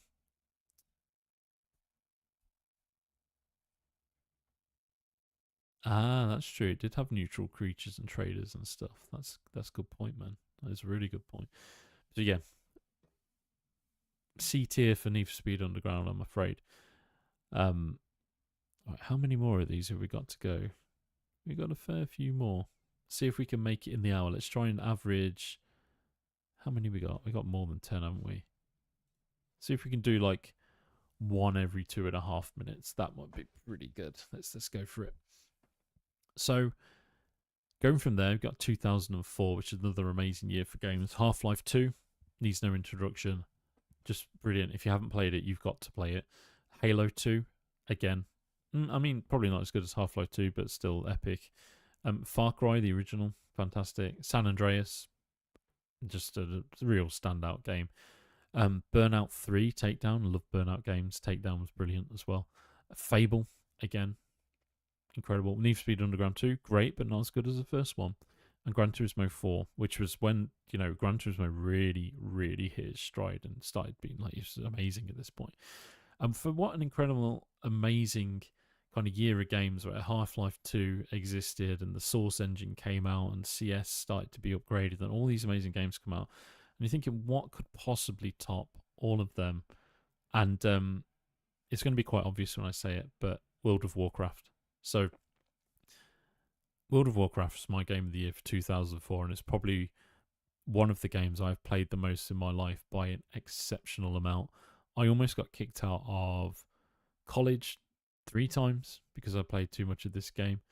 I've lost friends, made enemies. I've lived my life whilst playing this game. Me and my dad have played arena to like the kind of highest ranks. I think like 1600 rating on arena with my dad. Even just a couple of years ago, I was playing arena as a disciplined priest for 1450 rating or something like that. Massive lover of PvP. The world is just incredible. I started off actually, like, before I even really played the game, like one of my friends was playing it. His brother was playtesting it actually, and he used to play as a troll hunter. And I used to be amazed by the talent tree. So like he'd play as this troll hunter and he was like putting his talents on this talent tree. And I was just like, wow, what's that you're playing, dude? It's like World of Warcraft. It's amazing. It's like awesome. Like I really wanted to get that. So I'd seen articles that said, oh, they're turning Warcraft into an MMO. And I remember seeing it and just thinking, I've got to play this game. So when it came out, I made a paladin. And I made it on a PvP server. And the reason I almost got kicked out of college, in fact, it was a meeting I was having to address whether I would be kicked out of college or not. And the night before that meeting happened, PvP went live for real on World of Warcraft, and it changed my life for good. So the night before I got kicked out of college, World of Warcraft released PvP, first time ever on vanilla, the original game, and I spent all fucking night. I didn't even go to sleep, running around in I think where it was now, Arathi Basin, running around the big bridge on Arathi Basin. I remember coming across that bridge. It was really late at night, like 3 a.m. It was a European server. There's not tons of people around. I'm running across this bridge as a paladin, and this undead mage is running across to me, and we both stop and we look at each other and we go, like, we probably say the same thing, like, holy shit, this is it. Like, we're about to make history here. This is like the first time we've met in open world PvP, and we faced down. And I think how it ended was actually I chased him pretty hard in the end. Like we had a pretty good fight. I did lay on hands, did my bubble and everything, and then I chased him off the edge of the cliff, and he ended up actually running off the edge of this cliff and like to his death. And I ended up I think I ended up chasing him and jumping off the cliff as well, and we both died together. And at that time, you didn't really get ranks or anything, but a little tiny shield popped up with a little like sword on it, and it was just incredible. And you know, the rest is history. Like, who hasn't played World of Warcraft like an obscene amount at this point? Still love it now. People play something called the Only Fangs like hardcore, don't they? At the minute on World of Warcraft, I'm tempted to go back to vanilla and have a little look at it. Also tempted to see what it's like now. In just like the typical game. Yeah, shaped my life. Still could play it today. Still a brilliant game. It's had so much of a part to play in my life that it's going in S tier. There's no mistake about it. Remember an AV was released? Yes, dude. I do remember, and Alterac Valley was released, and it would literally last for days, dude. It was amazing, man. It really was. There was, in fact, if I kind of reflect, I kind of reflect on this a little bit. What was really incredible? I mean, I used to come back in phases to this, right? So I'd come back in different expansions. My favorite expansion was Wrath of the Lich King. And when I first started the game, played as a paladin, didn't really know what I was doing. You know, got to the end game at that point. Used to go into Blackrock Depths, I think it was. Um, Unlocked my special mount and everything. It felt really good. Now, going on from that, there's been periods where I've been like a dedicated raid healer, a dedicated tank. I've played PvP tons as a mage, a death knight, a paladin, discipline priest. Don't think I've really played that much else in that much depth. But, you know, and I've been into PvP in a big way up to the point where I was literally playing like PvP 8 hours a day, you know, 7 days a week. And absolutely incredible. I used to remember this as Warlock that used to put videos up on YouTube back in, it wasn't YouTube, I think it might have been somewhere else. But he used to have from Zul'Farrak or Zul'Gurub, he used to have trinkets that increase your spell power and like doubled it. And he would send like shadow bolts down that like critted people like 3-4k, which is basically your max life at that point, even if you're a warrior. And I just always remember watching him and being like, wow, like I hope to be like him one day. Never quite got there, but fantastic game. Really, really, really beautiful. Oh, dude, that's amazing. Anixia. Remember Anixia? Fucking hell. God, the nostalgia's real. I'd like to go back to it, actually. I really would. Um, but anyway, so moving on. We'll move on. We'll shoot through some of these quickly. Because I need to, you know, within the next 50 minutes, my daughter's going to need feeding, and I'm going to need to play daddy for a little while. So we'll move through some of these a little bit faster. Um, don't worry, she's with her grandmother. Like she's not by herself, but I like to help out at lunchtimes and stuff. So let's see where we get to. We can go over a little bit.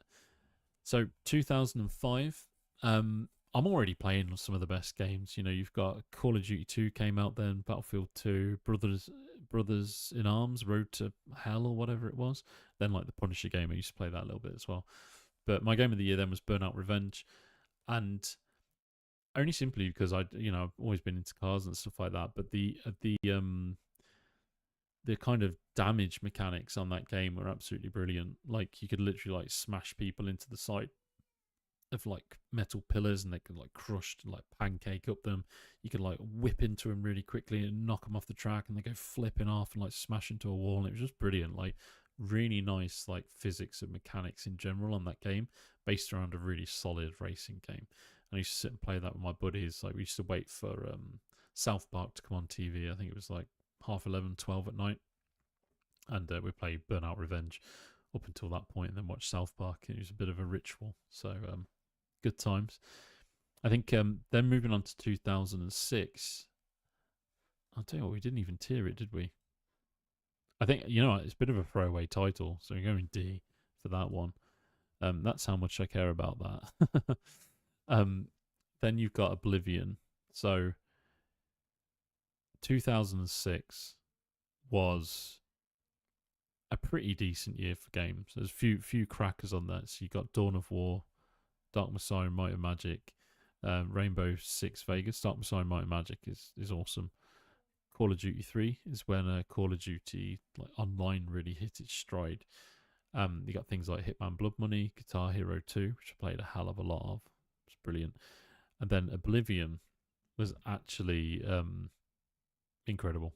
So I remember Oblivion fondly. It was Christmas. I think it was Christmas 2006. I'd got a new Xbox 360. I had COD 3 actually with it, and I had Oblivion with it as well. And I remember my dad actually made my account. So my account name on Xbox is John ACX. So I used to call myself AXC John. There's a whole story behind that. It's pretty boring, so I'm not going to share it. And my dad actually made it. I used to work at the time, so I used to work in a factory of all the places. And on Boxing Day, they used to do triple time. So I had Christmas Day. Boxing Day is like a holiday in the UK. And they were doing triple time. So if you came in on Boxing Day, you got like 3 times the amount of pay. And of course, we fuck all work. So yeah, I'm going to take the money. So I went in, did 8 hours of barely any work, came out, drank myself half to death with all my colleagues, and then came back home probably about 3, 4, 5 o'clock. And my dad, God bless him, had set up my Xbox 360 for me and set up my online account and everything in my stead. and called me Jonax, I think was my name at that time. He got it wrong completely, but God bless him. And yeah, signed in, played Oblivion, never looked back. What an amazing game! Like even now, I think they're bringing out an Oblivion remake, actually, aren't they? That's something that's actually happening for real, and that is gonna absolutely blow everything away. Like, you know, all that game needs is new lick of paint and some slightly updated physics, and it's brand new again. You can create spells on it. I don't. I think it was the first game when I'd properly seen like a real physics engine at play that wasn't like damaging to the rest of the gameplay or like performance in general. It's absolutely fantastic. The story's incredible, like going through all of the different portals and killing the Daedra. All of the different subquests, like you know them and love them. Remember meeting Umbra, getting chased by crabs. Just the sound and the music is just so nostalgic. Like even music I listen to now, it's not even Oblivion, but I will say that's Oblivion music. And when you do character creation, I will look at people and I'll say they've got an Oblivion face, or they've got an Elder Scrolls face. See you later, buddy. Cheers for dropping into the chat, man. I appreciate you, dude. Have a good day at work, man. Yeah, I would still look at people and say they have Oblivion face, which is actually hilarious. So yeah, big part of my life. Incredible game, kind of sets the standards for that type of RPG, and then like Skyrim again is a brilliant game, and is obviously the direct successor to that. That's going straight in the S tier. It has to. It's there's a bit of a theme, isn't there? I'd say my S tier games are all RPGs at this point, and I don't think that's wrong at all. Some first person shooters coming up though. So next, 2007. Pretty light year. I'm pretty embedded in. So I've been working at this in this factory, or this this factory for a little bit now. Oh, and me and my mates are going wild. We partying all the time. We're doing all sorts of crazy shit we shouldn't be doing. One of the things that's came out at this point, two of the things, Halo 3 and Crackdown. So I used to play Crackdown a ton on the Xbox. I used to sit around and have a drink and play that for hours. It was great. It was about the time, I think, like 300 might have came out around then. So we used to go to the cinema a load, go party and stuff like that, and then like play games like Crackdown together, which was a lot of fun. Really, really good game. Used to play the demo for that like over and over again, actually, to the point where like you literally couldn't do anything else in demo. We just crushed it so much. But game of year for that year was Crysis. So I reckon I could still put my computer on now and put Crysis on, and it still couldn't play it the way that it's meant to be played. I have a feeling that might happen. I might try it out. I think I've got it on my Steam, actually. I might load it up just to see if it actually works on my modern computer. It probably won't. But it had a real-time physics engine in it, and by that, I think people used to go crazy about this, because like literally everything in that game had its own physics and weighting and like its own hit detection, and it was just an incredibly well crafted game. Like it was a game built around an engine, the Crysis engine, and it packed a punch, man. The game mechanics are amazing. The weapons felt good. The setting is awesome. The story is great. It looked fantastic. The physics were incredible. There's so much replayability. You can jump around like a crazy person, have like super strength, go invisible, and all sorts of stuff. In fact, I think it might even be better than like some of the later Crysises that have come out. For that reason, I mean, I could play it now, and it'd be pretty fun to play it right now. But ultimately, like memories wise, it's not, there's not really many massive memories around it, other than that I couldn't really get it to work on my computer. It's going in the A tier. Fantastic game. Possibly not one of the best, but still great. Ooh, hold on. Just checking my notes. Bear with me a sec, dudes. My notes clipped off and I freaked out a bit then. I was like, hold on, are we at the end? We're not at the end. Not at all. We've got a long way to go. So then things start to get interesting. So I go back to college again. I was at this for working a factory job because I really messed up at college because I was playing too many video games and partying too much. They didn't want me back. So at the end of the first year, the dude that ran the course said, look, really love your work. When you do work, you're amazing, but you're just not working hard enough. So you should take a year out. You should go and figure out what you're up to, what life's about, and you can come back when you're ready. And I did just that. So that's why I went to work in this factory. Unfortunately for me, that set me on the wrong track. But fortunately for me, that meant that I used to yeah, at this point I was like a pretty heavy smoker and drinker and partier, and when I wasn't working, I would be playing video games. It's pretty much all I did. And there were so many fucking video games to choose from in 2008.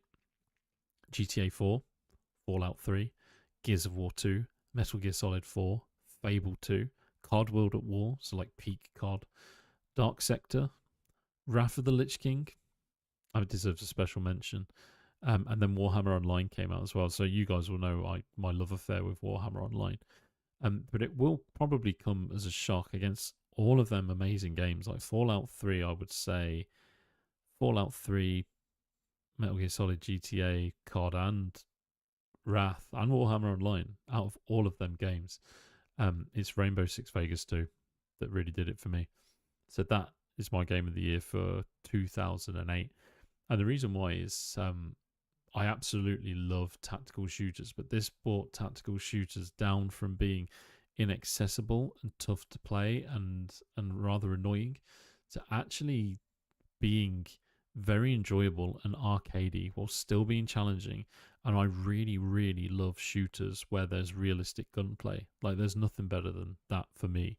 I haven't played a lot of them on the stream, but that is what I love. I love that sort of shit. And Rainbow Six Vegas 2, you could customize all your different guns. There's loads of different loadouts. The way that you were first person, but when you push up against a wall, you could get into a cover mechanic, and you could you have your back against cover, which looked really, really, really cool. So when you customize your character, you could always see them. It looked awesome. You could blind fire behind corners like Max Payne style, and peek out and take pot shots and stuff like that. And it was just a fucking brilliant game. Really, really good. Very tactical. Incredible graphics for the time as well. And like, if you played through the multiplayer, the ultimate reward you got at the end is you could create custom camos. So like, I just went all the way through that, smashed it so hard. I used to create lobbies. I used to have my own lobbies, and used to run a server on there. Well, not run a server, but basically like run a lobby that was pretty consistent. I have like 20 people join at a time, or however many was the max. We'd do things like we'd play with Star Wars weapons and just put silly attachments on little guns and stuff like that, and just like have a load of fun. It was incredible, and I long for them days again. I don't think Rainbow Six Siege cuts it. Certainly not now. It's a bit silly now. I'd like to go back to semi-arcadey milsim shooter with amazing cover mechanics and incredible customization. At some point in the near future, they need to get that back, and I'll be very, very happy to play it. And you know what? For that reason, let's go in an S for me. It's a actually, I mean, thinking about it,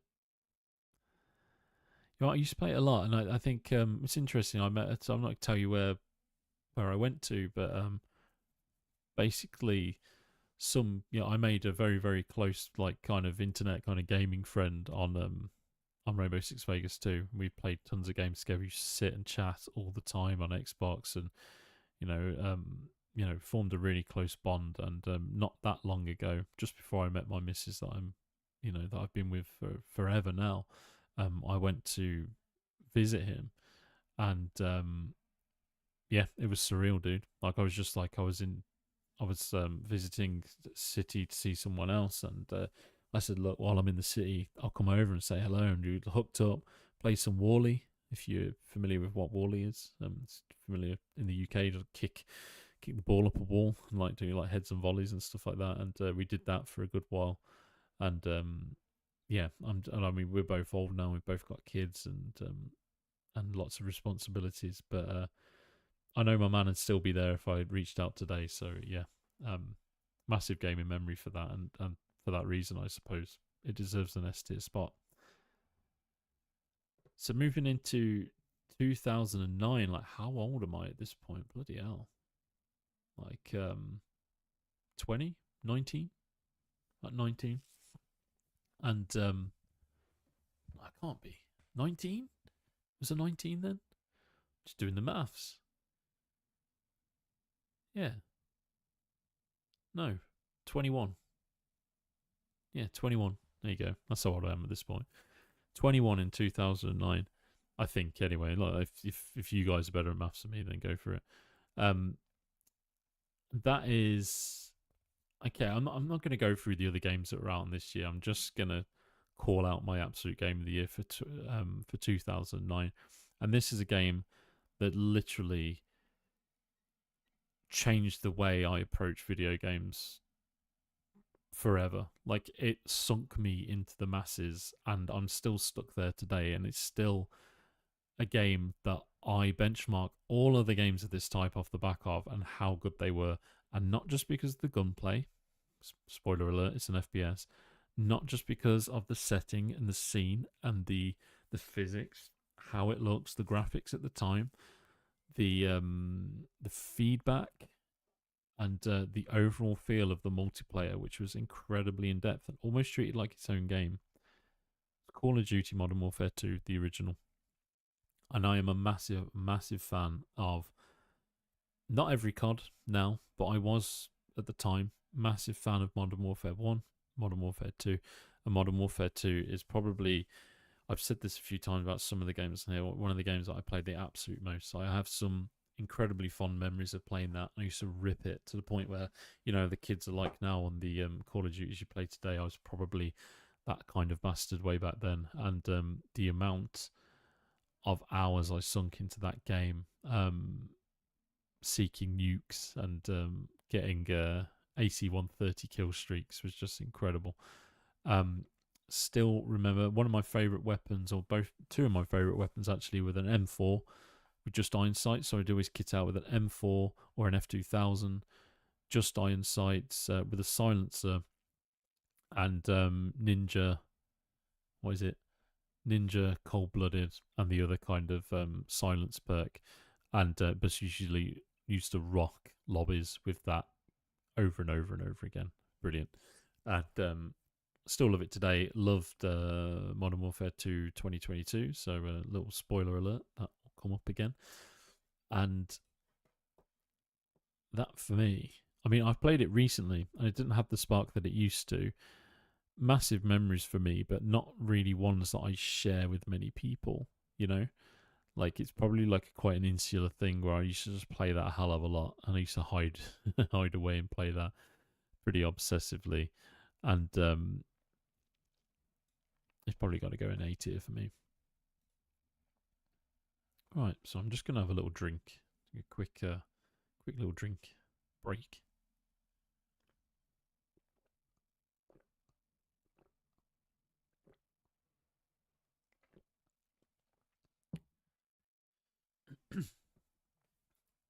And here we go. So this is interesting. So we're going to 2010 now. So I'm like 22. And again, I'm not going to go through all the games that were out at that time. You can have a little look. We'll do that again in a minute for some of the other years. And this is a year where I actually didn't just buy the game, but I bought the special console that went with the game. It's one of my first big paychecks. I actually moved from working in that factory, and after a few years, I'd had some ups and downs. I actually was without a job for a couple of years before this point, or at least a year. And I actually landed on quite a good jobs, like as a graphic designer. It's what I've always loved to do. And I got a job doing what I love to do. And one of my first paychecks I used to buy this game and buy the console that went with this game. And funny thing is, we were on holiday at the time. So we were on holiday in the UK somewhere, but they're still selling games in the shops and stuff. And I used my entire paycheck to buy that. And for the rest of the week, I had no money, like an absolute dick. So, yeah, my mum and dad weren't very happy. But ultimately, we, yeah, we absolutely seshed it. And it's a fantastic game. The game that I'm talking about is Halo Reach. So it came with that limited edition console that looked really, really good. And when you turn on the console, it kind of does the energy shield recharge sounds and stuff like that. It was really beautiful looking. Had an incredible um, progression system that was really challenging. It had lots of different game modes. The story was incredible. I will never forget moving up the beach on Halo Reach. There's a level where you move up like a beachhead, and like aliens Covenant are kind of dropping onto that beach as you go, and you have to like fight them against time as you go. And the multiplayer was incredible. Like the graphics for the time were just insanely good. It was just an incredibly well crafted game that I'm actually honoured to have played. Um, you sit with my buddy, play split screen on that for hours. You could play split screen online as well, and a few of the dudes actually that I still speak to now have seshed this so much over time. Love the game modes. Love how it plays. Excellent game. Yeah, that's true. Your first check is meant to be mindlessly spent on entertainment. You're right. You're completely right. And I haven't done that for many years until just this Christmas, and I've treated myself to some new bits for the computer, which is awesome. That feels great. So yeah, Halo Reach, game of the year for me, 2010, and I mean, ultimately, doesn't have the same sort of memories against it as some of the stuff in the A tier, but is an incredible game. But I do think there are better in the series. People will disagree with me, and that's going in B for me. Um, Year on from that, so 2011, I put a post out about this recently. You've got Crysis 2, Bulletstorm, Dragon Age 2, Star Wars Old Republic, and Skyrim. But I don't think a lot of people would believe me when I say that Skyrim actually isn't my game of the year for 2011. I've played it a lot, like everybody has. I've played that till I'm like blue in the face, many different ways, lots of different builds, lots of different characters. I've watched my missus play it from start to finish. I've watched my friends play it from start to finish, and it's still interesting now. And it was a fantastic game. But ultimately, the game that I love the most, maybe on this entire list, actually, when I think about it, is Battlefield 3. So when Battlefield 3 came out, an overhaul of the Frostbite engine, new maps, unique maps, tons and tons of guns, tons of content, amazing gunplay, amazing vehicles, just incredible all round. What a fucking incredible game. This was the game that spurred me on to upgrade my computer at the time from like middling and like kind of okay to like an absolute super beast. You remember Battlefield 3 Close Quarters? I upgraded my processor, graphics card, and absolutely everything when that came out. And me and my missus actually probably almost split up because of it a few times. For that reason, it goes in the S. It's had a draw on my life, and I'm quite happy to say that. Um, 2012. So I'm not going to beat around the bush here. This is when games start dropping off for me. I'm already playing Battlefield 3 quite a lot at this point. I'm not really playing much else, to be honest with you. I played it so much. Max Payne 3 came out in 2012. I loved that. CS:GO, didn't really play a lot of that when it came out, but still have played a ton of it. And Diablo 3. So Diablo 3 is Diablo 3 is just yeah. I mean, I waited so long for that to come out. I was really excited about it. They brought out this kind of new store, like it was like a real money store where you could like buy items from it that people have found, which I thought was an awesome and interesting innovation. It didn't really go down the way I thought it would, to be honest. The items were way too difficult to find, but over time it developed and it gained its character. You have when you're choosing your character, actually, I always used to choose a wizard. I'd be a wizard on that. I'm a wizard on most games like that, to be honest. I'm a wizard or a sorceress on Path of Exile. If you've watched me play that recently, I love that shit. I love spells. I like seeing people's interpretation of spells. I just love like magic and stuff like that. And played it through with a wizard. Loads of different skills, loads of different ways to change the skills.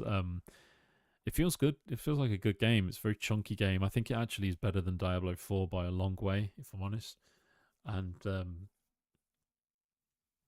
for that reason, how it looks, how it all plays together. I mean, it's got to go in my S. I've got a lot of S tier games, dudes, but we're separating the wheat from the chaff right now.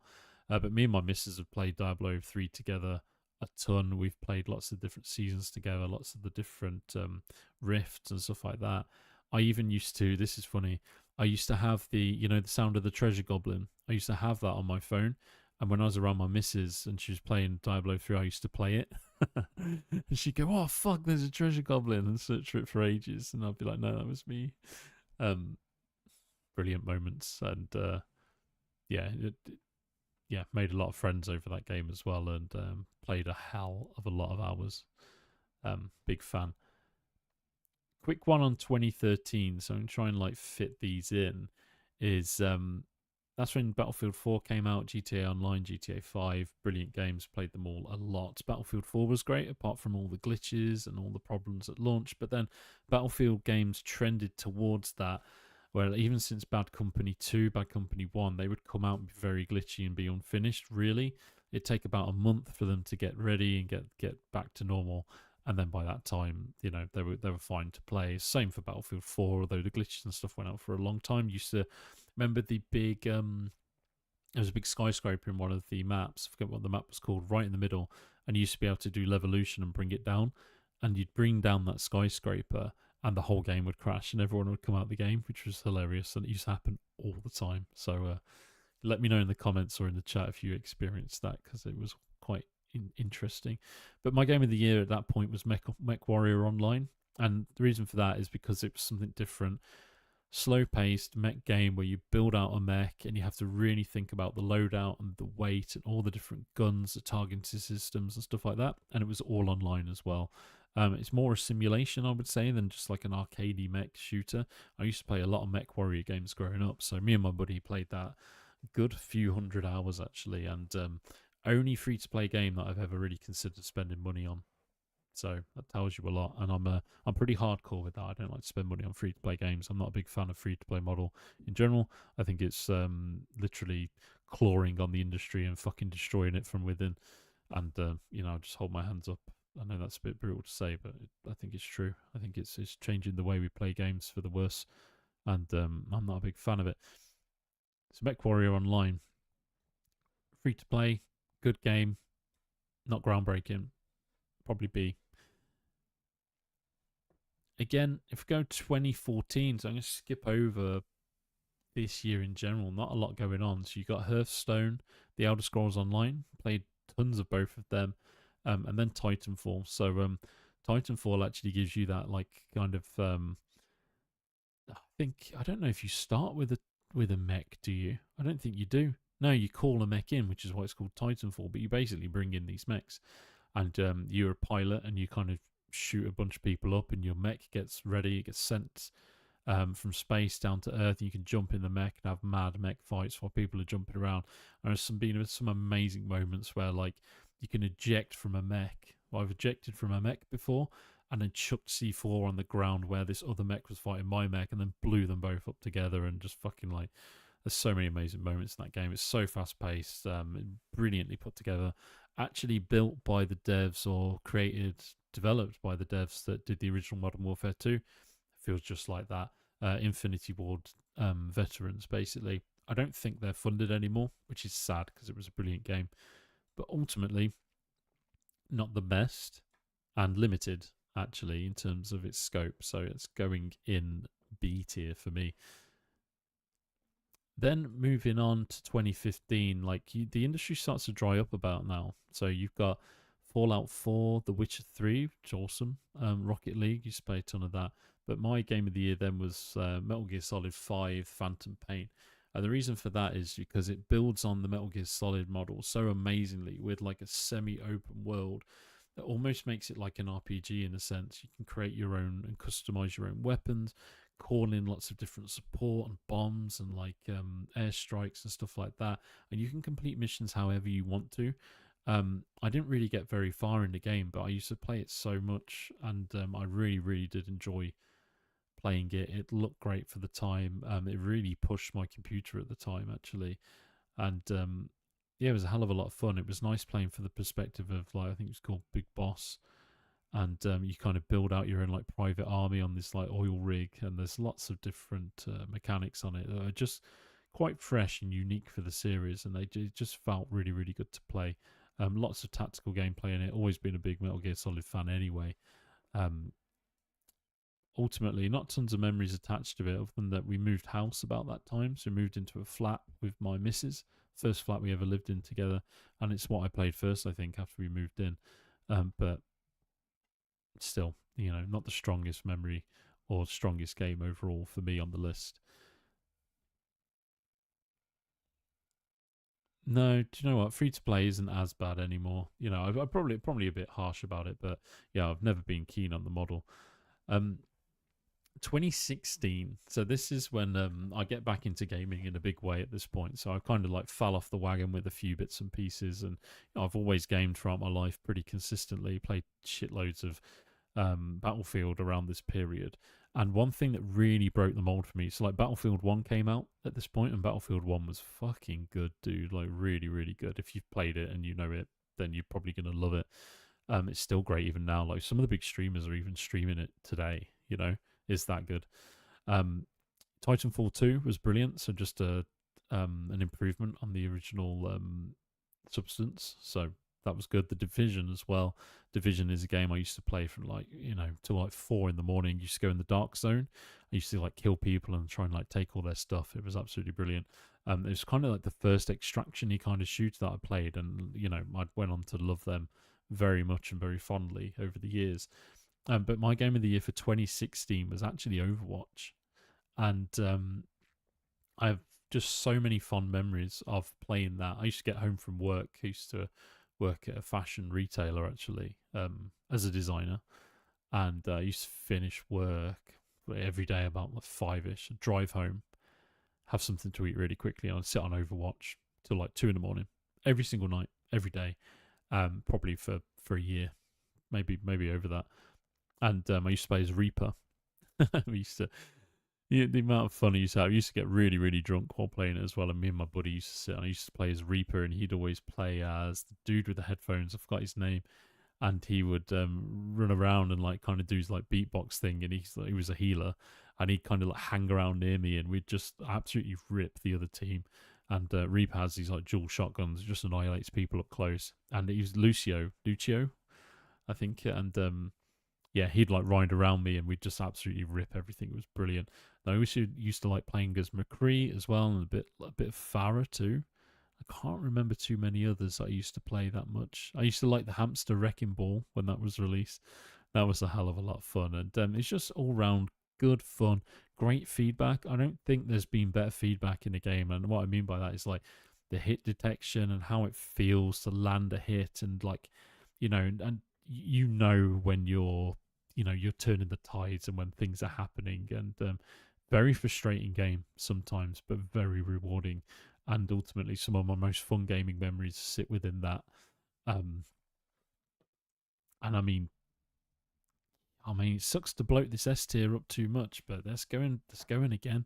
We're going again in the S tier, and just an easy game to get on with, and such an easy game to get into and to play anytime you want, but also to pour hours into min max on, and to learn strategies. And it's just it's fantastically done. And it is a shame that they didn't make a futuristic SPS MMO out of this like they were originally planning, and they made a hero shooter. But it was the advent of hero shooters, so I absolutely do. I agree. It had tons of potential.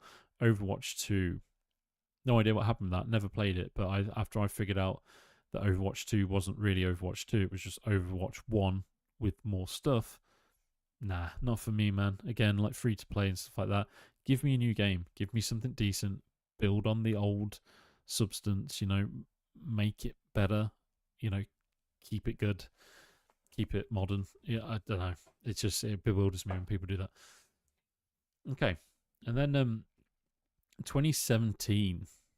Jesus, I'm getting old at this point. Like, how old am I at that point? 30 years old? Yeah, about 30 years old, I think, in 2017. Yeah, that's about right. This is an interesting year.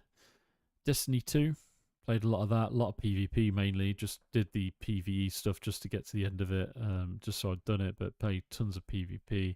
and maxed out a lot of the what they call like reputations that you could get with all the different factions. A lot of fun. Used to play as the main dude, like just like I forgot what they call it now. But he basically had like a stick grenade, and like you just had like assault rifle and stuff, like no fancy knives or pistols or anything. It was pretty cool. PUBG, played a lot of that. Used to love crawling around the map, sniping people, hunting people. So extraction shooters getting really big for me at this point. Just hunted people. That's what we used to play it for. I didn't really play it to win, but used to play it to hunt. And it's really cool because it's one of the only games where you can actually do that. And I'm really tempted to play Arma Reforger because of that, because it's just like when a game is there's such high stakes in it, and there's such high risk in the gameplay. Like, it feels so good to take people out without them even knowing, right? I think I got a lot of a rush out of that. Same as I did with like DMZ and stuff. And I'll move on to that in a minute. And I used to play Neo as well. So Neo is like the Souls-like. I forget who the developer is, but samurai or ninjutsu based Souls-like, which actually preceded Sekiro.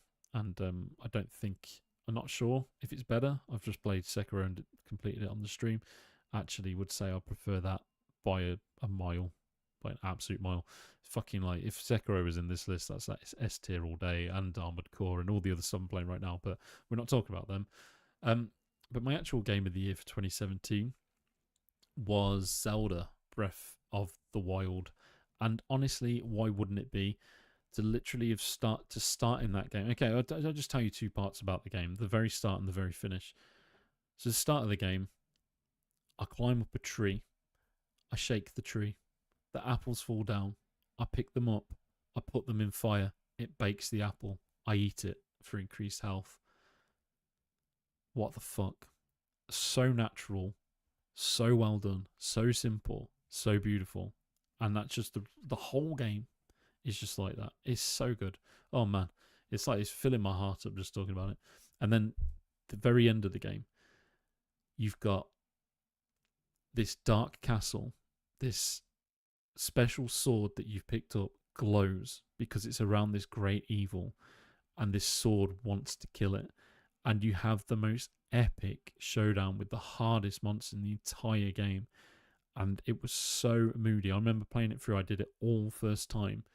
I can't believe I actually did it all first time round. And it was just the most amazing playthrough of any kind of boss sequence I've ever done in my entire life. And it was just so good. And the balance of gameplay and action and exploration and puzzles and man, like, there's no need to talk about it. It's straight in the S tier. It's it blew my mind. I'm not even gonna say a real sleeper. Like, I didn't expect any game could be that good in modern day, and it really is. It really, really fucking is. Apparently, Breath of the Wild 2 is really good as well. I haven't played that, so I might check that out at some point. So going on to 2018. So I'm actually 30 at this point. I got the calculation wrong again.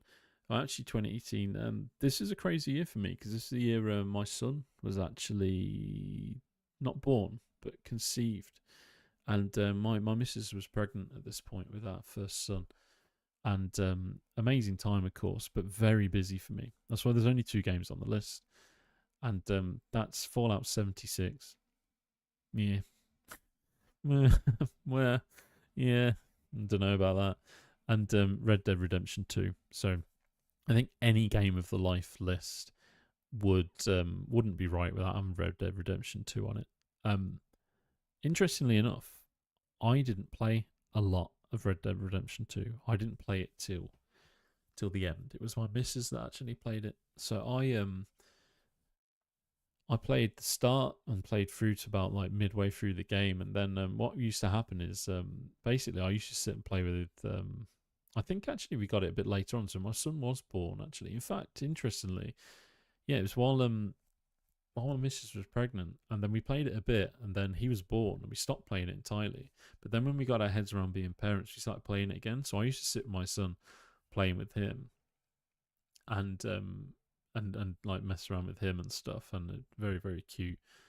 And my missus used to play Red Dead Redemption. I'd just sit and watch her. But I do love Red Dead's for the general gameplay. Like I'm really into like feedback and shooting mechanics and like impact in a game, and the impact that you have and the things you can do is just fucking vile. Some of it is absolutely brilliant.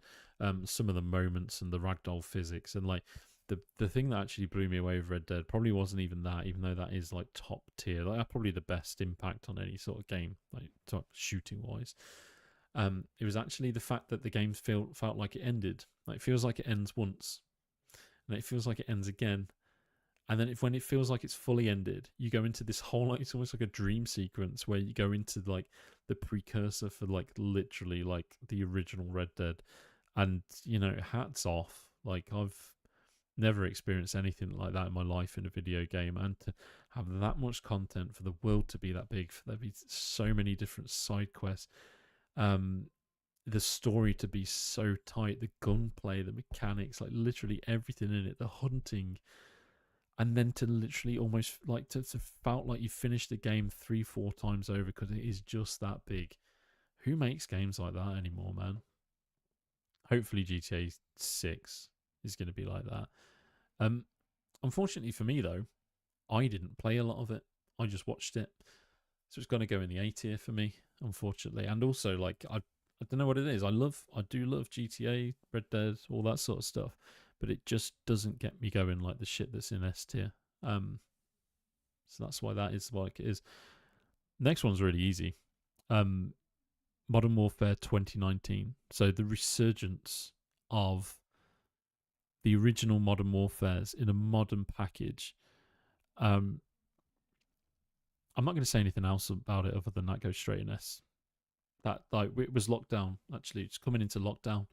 No, wasn't lockdown just at that point. Actually, it was actually, wasn't it? Pretty soon after that. So I think it came out in the November, and lockdown, COVID kind of happened in the March after that. And yeah, we used to live with my partner's parents while we were saving for a house with our son. And I used to hide away and play Modern Warfare 2019. That saved my soul. That game saved my fucking soul.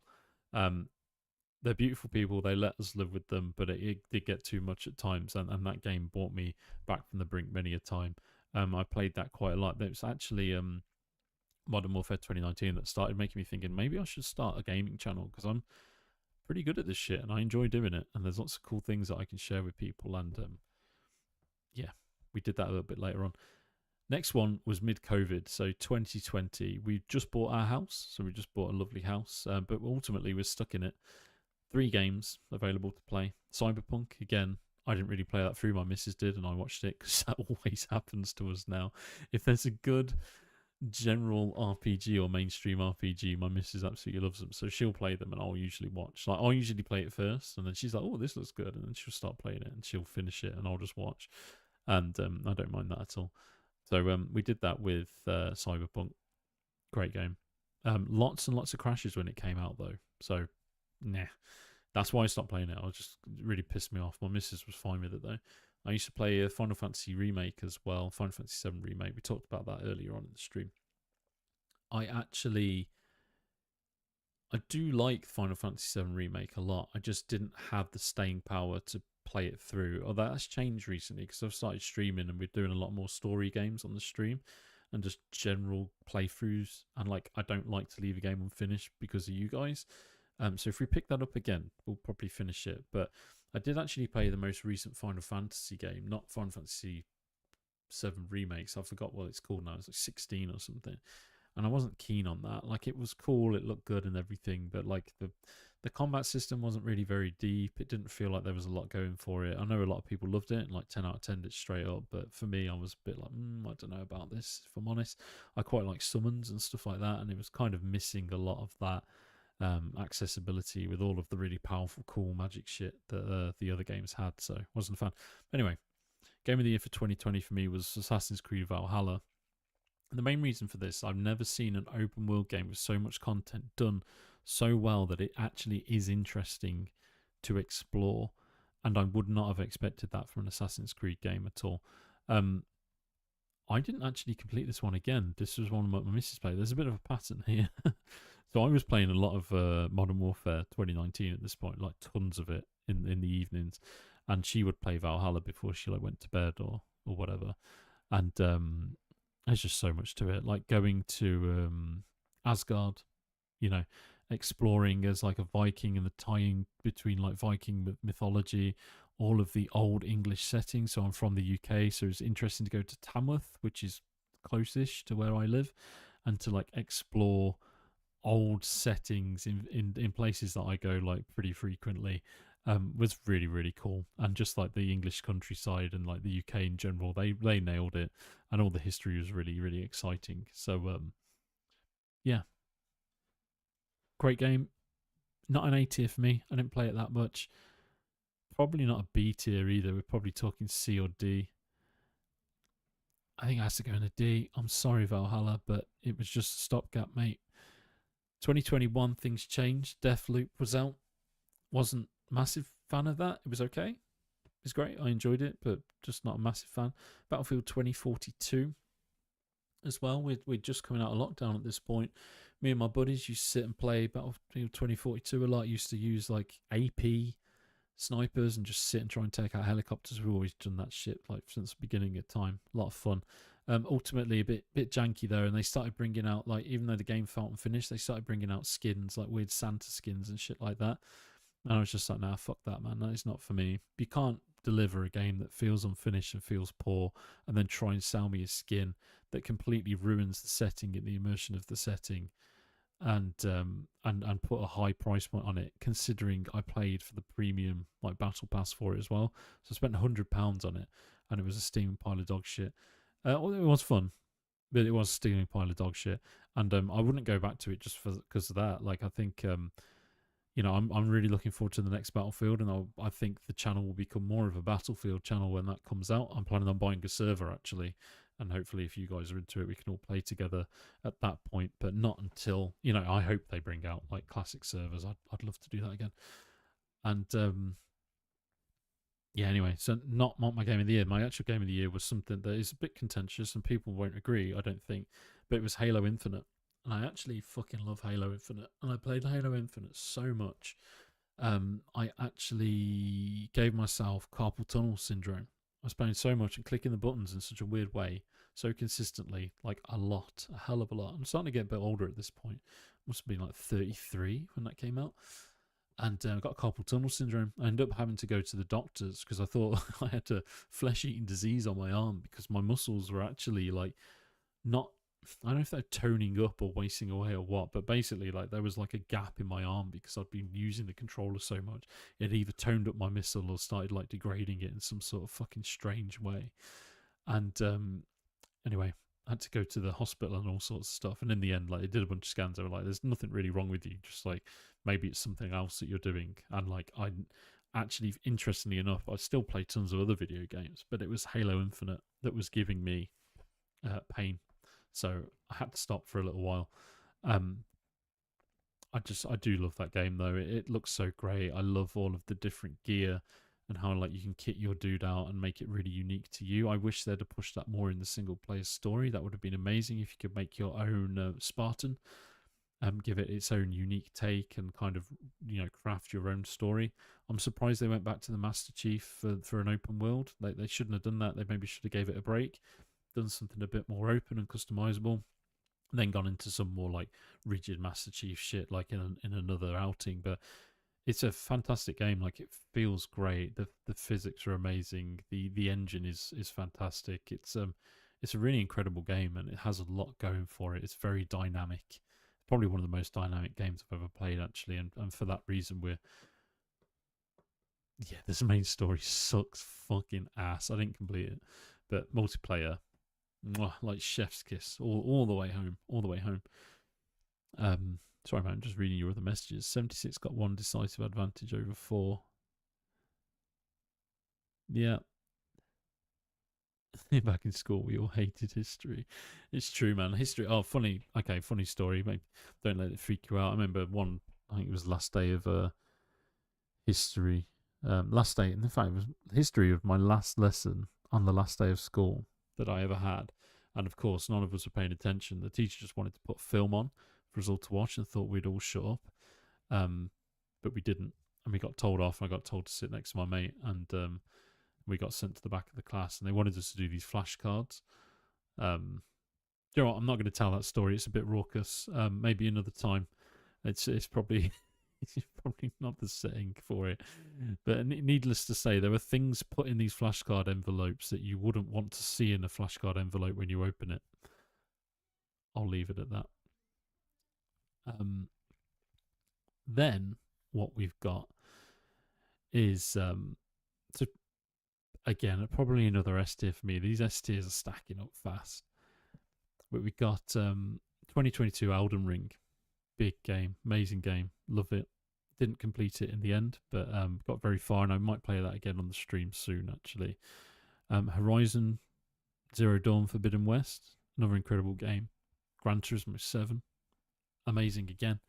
And this, you know, games are really hotting up at that point, and they're getting a lot better. And one of the games actually, which is my game of the year for 2022, that genuinely like blew me away. And like I know like, you know, it's super mainstream, but the refinement that they added to this, so it's the successor to Modern Warfare 2019. So it's Call of Duty Modern Warfare 2 2022. And just the refinement that is in that game based on what it came from, and the weapons and the gunplay in general. They did try to make it a little bit more on the milsim side of things. They tried to increase the time to kill, make it a lot more punchy in terms of the gameplay, and the beta felt incredible because of that. And that's literally where I started the channel. I started this channel based on the beta for Call of Duty Modern Warfare 2. And I'm very happy I did, and it's an amazing kind of gaming memory for me to have started this journey there, and to also have played the hell out of that fucking game so much, and to play DMZ so much. And DMZ was an incredible addition to Modern Warfare 2. And me and my buddy used to play it so much, hiding in bushes, like doing lots of, you know, like stealthy bits and pieces to just kill enemy players, and like doing all the quests and stuff. I've probably never had so much fun on a game in modern times. So keep this one short and sweet. It's going in S, like the rest of these games. It's funny because now, like, I tend to only play a handful of games, and the ones that I play I really, really love. Baldur's Gate 3 is the next one in 2023. There's not really much it can go up against other than Diablo 4 and Starfield, both of which I played a lot, a hell of a lot. Completed both. But Baldur's Gate 3, man, that's redefined turn-based Dungeons and Dragons style gameplay across any game. I think it came from a Divinity Original Sin. They started promoting Baldur's Gate 3 many years ago, and it wasn't until it came out. Actually, I did look at it and I wanted to buy the alpha, but then the alpha started, ended up costing like £40. I was like, I'm not paying £40 for an alpha. It was on sale at some point. And by the time I got around to actually thinking about buying it, the full game had been released, and picked it up. And I just can't believe that a game could be crafted so well, and like literally every single character, every single person in that whole entire game has a part to play, has a story, has its own dialogue that is unique and interesting, and yeah, mad. So I played through the first act probably twice, played through the second act all the way to the end, and that's when I stopped playing. And again, it's one of them, it's a pattern forming. My missus actually ended up playing and took over the TV, and she completed the game just the other night around the Christmas period. And it's an incredible moment for us actually, because that ties in, like we actually moved houses in the end from that house I just told you about a bit ago. We had really bad neighbours that partied all the time, and they used to play like drum and bass and really loud music that made our house shake, and it was making my missus really sick. She picked up a really long-term health condition actually that's really debilitating, and it means that her throat over time tightens up. And as it tightens up, obviously she can't breathe, so she has to have surgeries and preventative medicine and surgery to stop that happening. And the amount of stress that these neighbours were putting on us was like insurmountable. And on top of that, we were pregnant with our second child, which is really awesome. And we moved house and had our second kid. Literally, we moved house the same day that our daughter was born. And I cannot tell you the amount of stress that puts on someone. Like, in the time, you kind of go through it and you just get through it. You just push through just because you have to. There's no other option. But then reflecting on that and coming back down to earth, is really, really tough. Like, very hard to get back into the swing of things and get going with your life again. You're in the trenches with the kid. The house is all brand new, and like, your missus has had no time to rest or recoup or like feel comfortable in her own home. Very, very stressful. And I think Baldur's Gate 3 is something that really helped us kind of reconnect with ourselves, get back into the swing of things, and become us again after such an incredibly stressful period of time. So, yeah, big up Baldur's Gate 3 for being such a fucking fantastic game and for being such a standout game in our lives. So, it's got to go in S again. And that leads us to the last year, to the year just gone by. I wish, like, I wrote this list out actually before we started streaming massively on the channel. I wanted to take the channel in a different direction and like kind of rehash it again, see where we get to. And I'm really happy with where it's going, and I'm really happy to be playing so much with you guys and engaging with you and having such a load of fun and building up such a great community. It's been awesome. But one of the things I was playing, so there's 2 games here. I'm not going to put them both on, only one of them. And there's 3 games that I played just before it came back to streaming on the channel. We played like Sekiro, Armored Core, Dark Souls 2, Noita, Warhammer Online, shitloads again. It's been awesome. And but one game I was playing just slightly before that, and it's kind of like the start of the rest of my life with the channel, was Ready or Not. So Ready or Not is is like a SWAT simulation first-person shooter. I forget the name of the developer. Incredibly realistic gunplay, really moody, some really in-depth storytelling done through the missions, that takes you in multiple different directions. There's quite a lot of twists and turns throughout it, and it plays a little bit like a Dark Souls game, in that you figure out bits and evidence about what's going on in this chain of events throughout each of the different missions that you have. So for instance, you might go and raid some dude's house and seize the hard drives on his computer. Turns out he's been downloading illegal porn from a data center, and you go to this data center and they've got some shady shit going on, which has then links to like illegal trading with like FBI and stuff like that. And it's just crazy like how it all links together. It's really brilliant. It's really in depth, and it's really cool. But the gunplay, ultimately, like, I love CQB clearances and shooting in general. It's not something I'm into, like, as in, like, I don't live in America or own a gun or anything, but I think it like fascinates me, the whole kind of process of that, like CQB combat, and certainly in a game setting. I wouldn't want to do it in real life because you just die. It would not be fun. And it's always fascinated me. So we played tons of Ready or Not. I usually play it solo, so like lone wolf. And the amount of times that I've just kind of raided these settings and levels, just taking people out with precise shots and stuff and trying to get that perfect, is very, very satisfying. And the guns look great. The guns look amazing. There's lots of customization you can do on them now. The sounds are incredible. The difference between the different calibers on the guns is really noteworthy.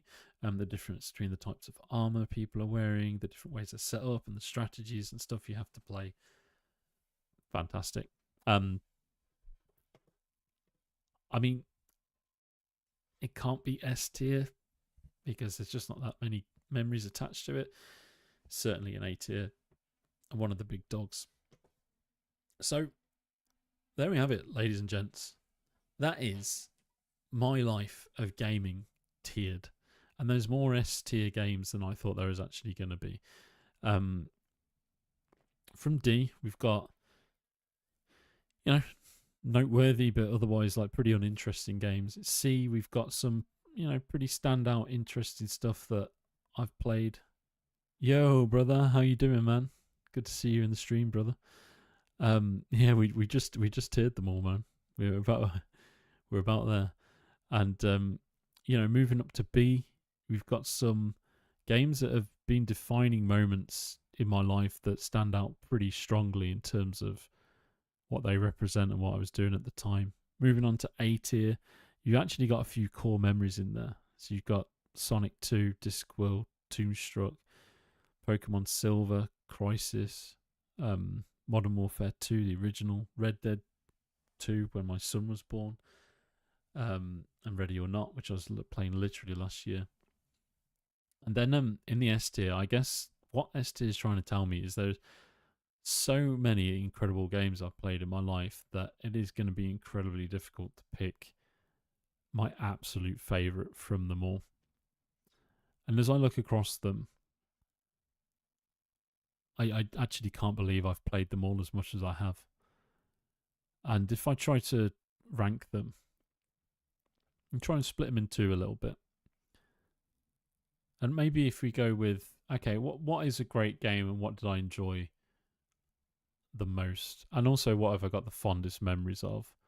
And also, like, were they like pivotal in like my general growth, really? Final Fantasy VII is absolutely content. We'll drop them in here and we can have a play off. Final Fantasy VII, absolutely. Fallout 2, definitely. Diablo 2, perhaps not. World of Warcraft, absolutely. Oblivion, perhaps not. Rainbow Six Vegas 2, perhaps not. Battlefield 3, definitely. Diablo 3, no. Overwatch, no. Breath of the Wild, no. Modern Warfare 2019, amazing, but still, no. Halo Infinite, I think, I mean, could be, but no, it just it hurts my hands too much. Modern Warfare 2, DMZ, definitely. And then Baldur's Gate 3, I think my missus completed that, so probably not. So the contenders for the literal game of my life are Final Fantasy VII, Fallout 2, World of Warcraft, Battlefield 3, and Modern Warfare 2 2022. If I were to only ever play them again in my life, I might not be too upset, to be honest with you. And if I think long and hard about which one has had the most profound impact on me, it actually becomes pretty clear. And it comes down to two.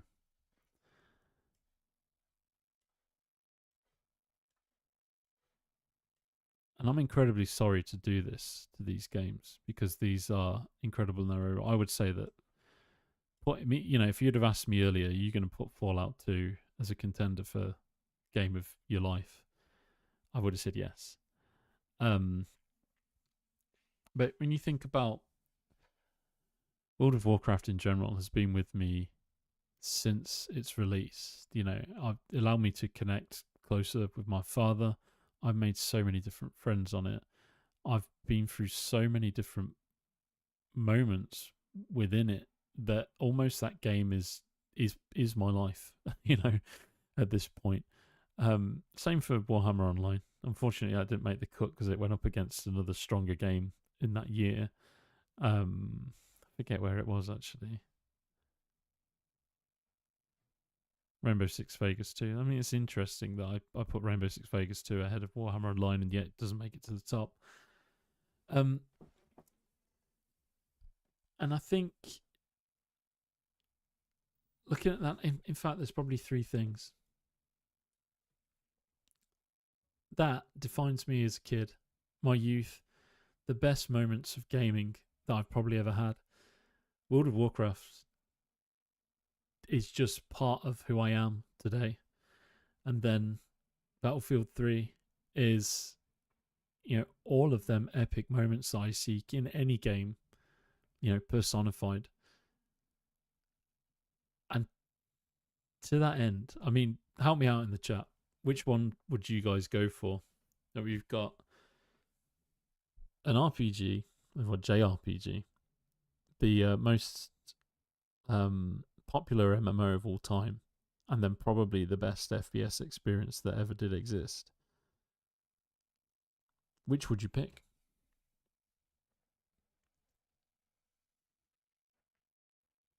In fact, which should I play on stream again? Maybe. Maybe that's the more profound question.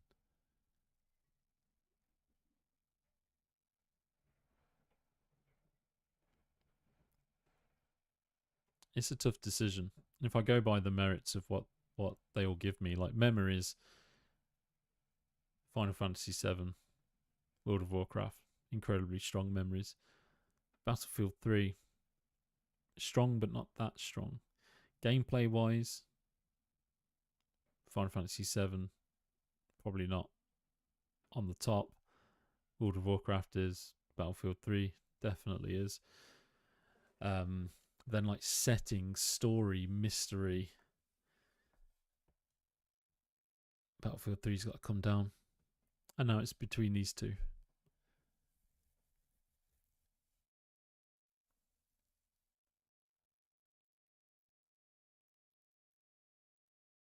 Yeah, the social element is incredibly strong for World of Warcraft. Cheers, man.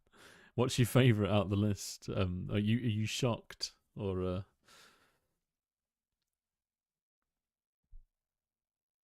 yeah, I think the ones that dude, it's so hard to choose. I almost feel like there could be two. Oh, dude, you ought to see my list, man. There's so many. Like if I look on this, you've got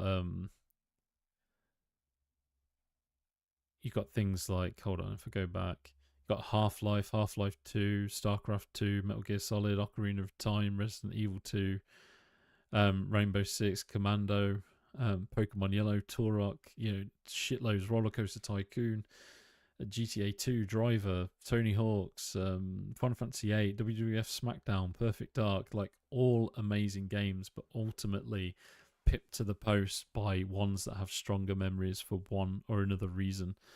And that's what we're kind of basing this on. If memories didn't come into it and it's just pure gameplay, I think other things might have ended up winning.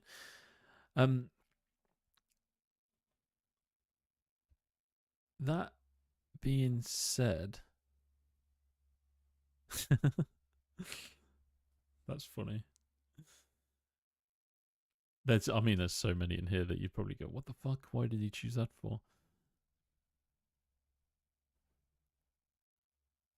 Yeah, dude. There's so many, and Warhammer Online could have easily made it into this list, but ultimately, I preferred Rainbow Six Vegas 2 at the time, and I have stronger memories associated to that. Even though I got really strong memories of Warhammer Online, what I'm gonna do in a later stream is actually go through each of the years. So not on a stream, maybe I would just make a video or short or something, but like kind of go right 1999, what games were out there then, and how do they stack up against each other? Because there's a shitload. 1997 again, it's another great year for gaming. 1998 as well. That is wild, dude. Absolutely wild. You have to tell me what they are. Um, Keen to know actually. And if I really think about it, I think about the memories, the depth of the game, the things that we have done, seen, been through, grown with. I don't want to do it because it almost just seems too obvious. But the game, oh man, that feels weird to do that. But that's it. Like even down to the box art, the original box, and opening up the box, and you had that kind of spread outlay where you could open up, and it kind of showed you through like World of Warcraft and the interface and like all the different like magical bits and pieces. Stepping into your first kind of zone in Elwyn Forest, full of people. The vibrancy of all the artwork, like crafting like special weapons, going to Blackrock Depths, many years later, flying around Wintergrass, picking up like special ores and you know, like doing prospecting and shit, and like using all of that to get money to buy a special epic weapon piece, and you know, being a one of the like a big raid healer with a paladin, and you know, like smashing shitloads of PvP as a disciplined priest and a fire mage, you know.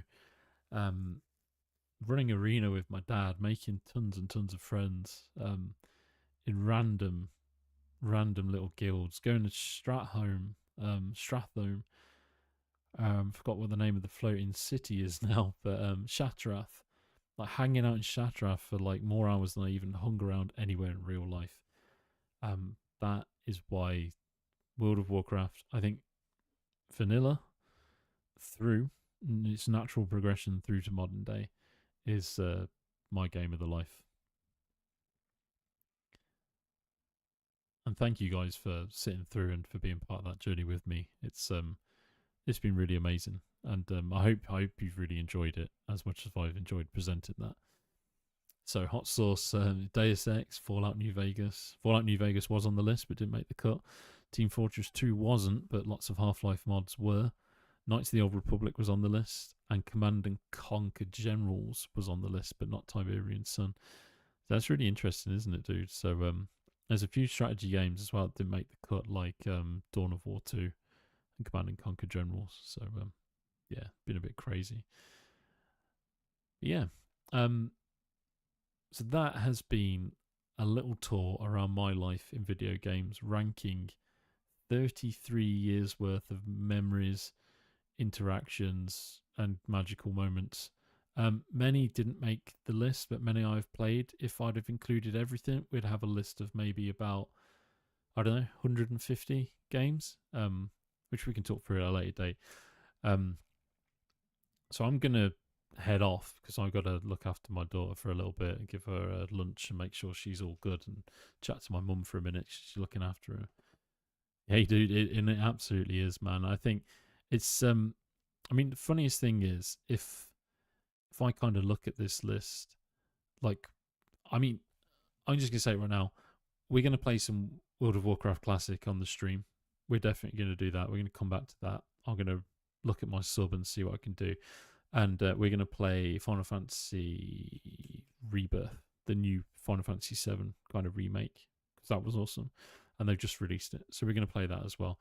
We're probably also going to play the Kingdom Come Deliverance 2. We're going to finish Armored Core 6 first, of course, and maybe go back to Elden Ring as well at some point. I've actually got a playtest for Stars Reach, which is a brand new MMO based all around like alchemy and building out planets and what do you call it? Planets and outposts and exploring different planets and stuff like that. A bit like maybe like Starfield, but an MMO version where you can literally do anything. It looks amazing. So I'm going to be playing that on Saturday night for a few hours if you guys can make it. And I'll save the VOD anyway so you can watch it. And yeah, we got a shitload of content to run through on the channel, which is awesome. So we definitely do all of that soon. And yeah, I hope you've really enjoyed it as much as I enjoyed presenting it. I will be back in about an hour's time, and I'll be playing not Assassin's Creed, Armored Core 6 all afternoon, basically, till about 4 o'clock my time. So a good 2.5, 3 hours of that. Try and complete it as well. So maybe catch you in about an hour's time. If I don't catch you before then, hope you have a lovely afternoon, lovely rest of the day. Take it easy, look after yourselves, look after your family, and have a great game in the life. I'll catch you guys later.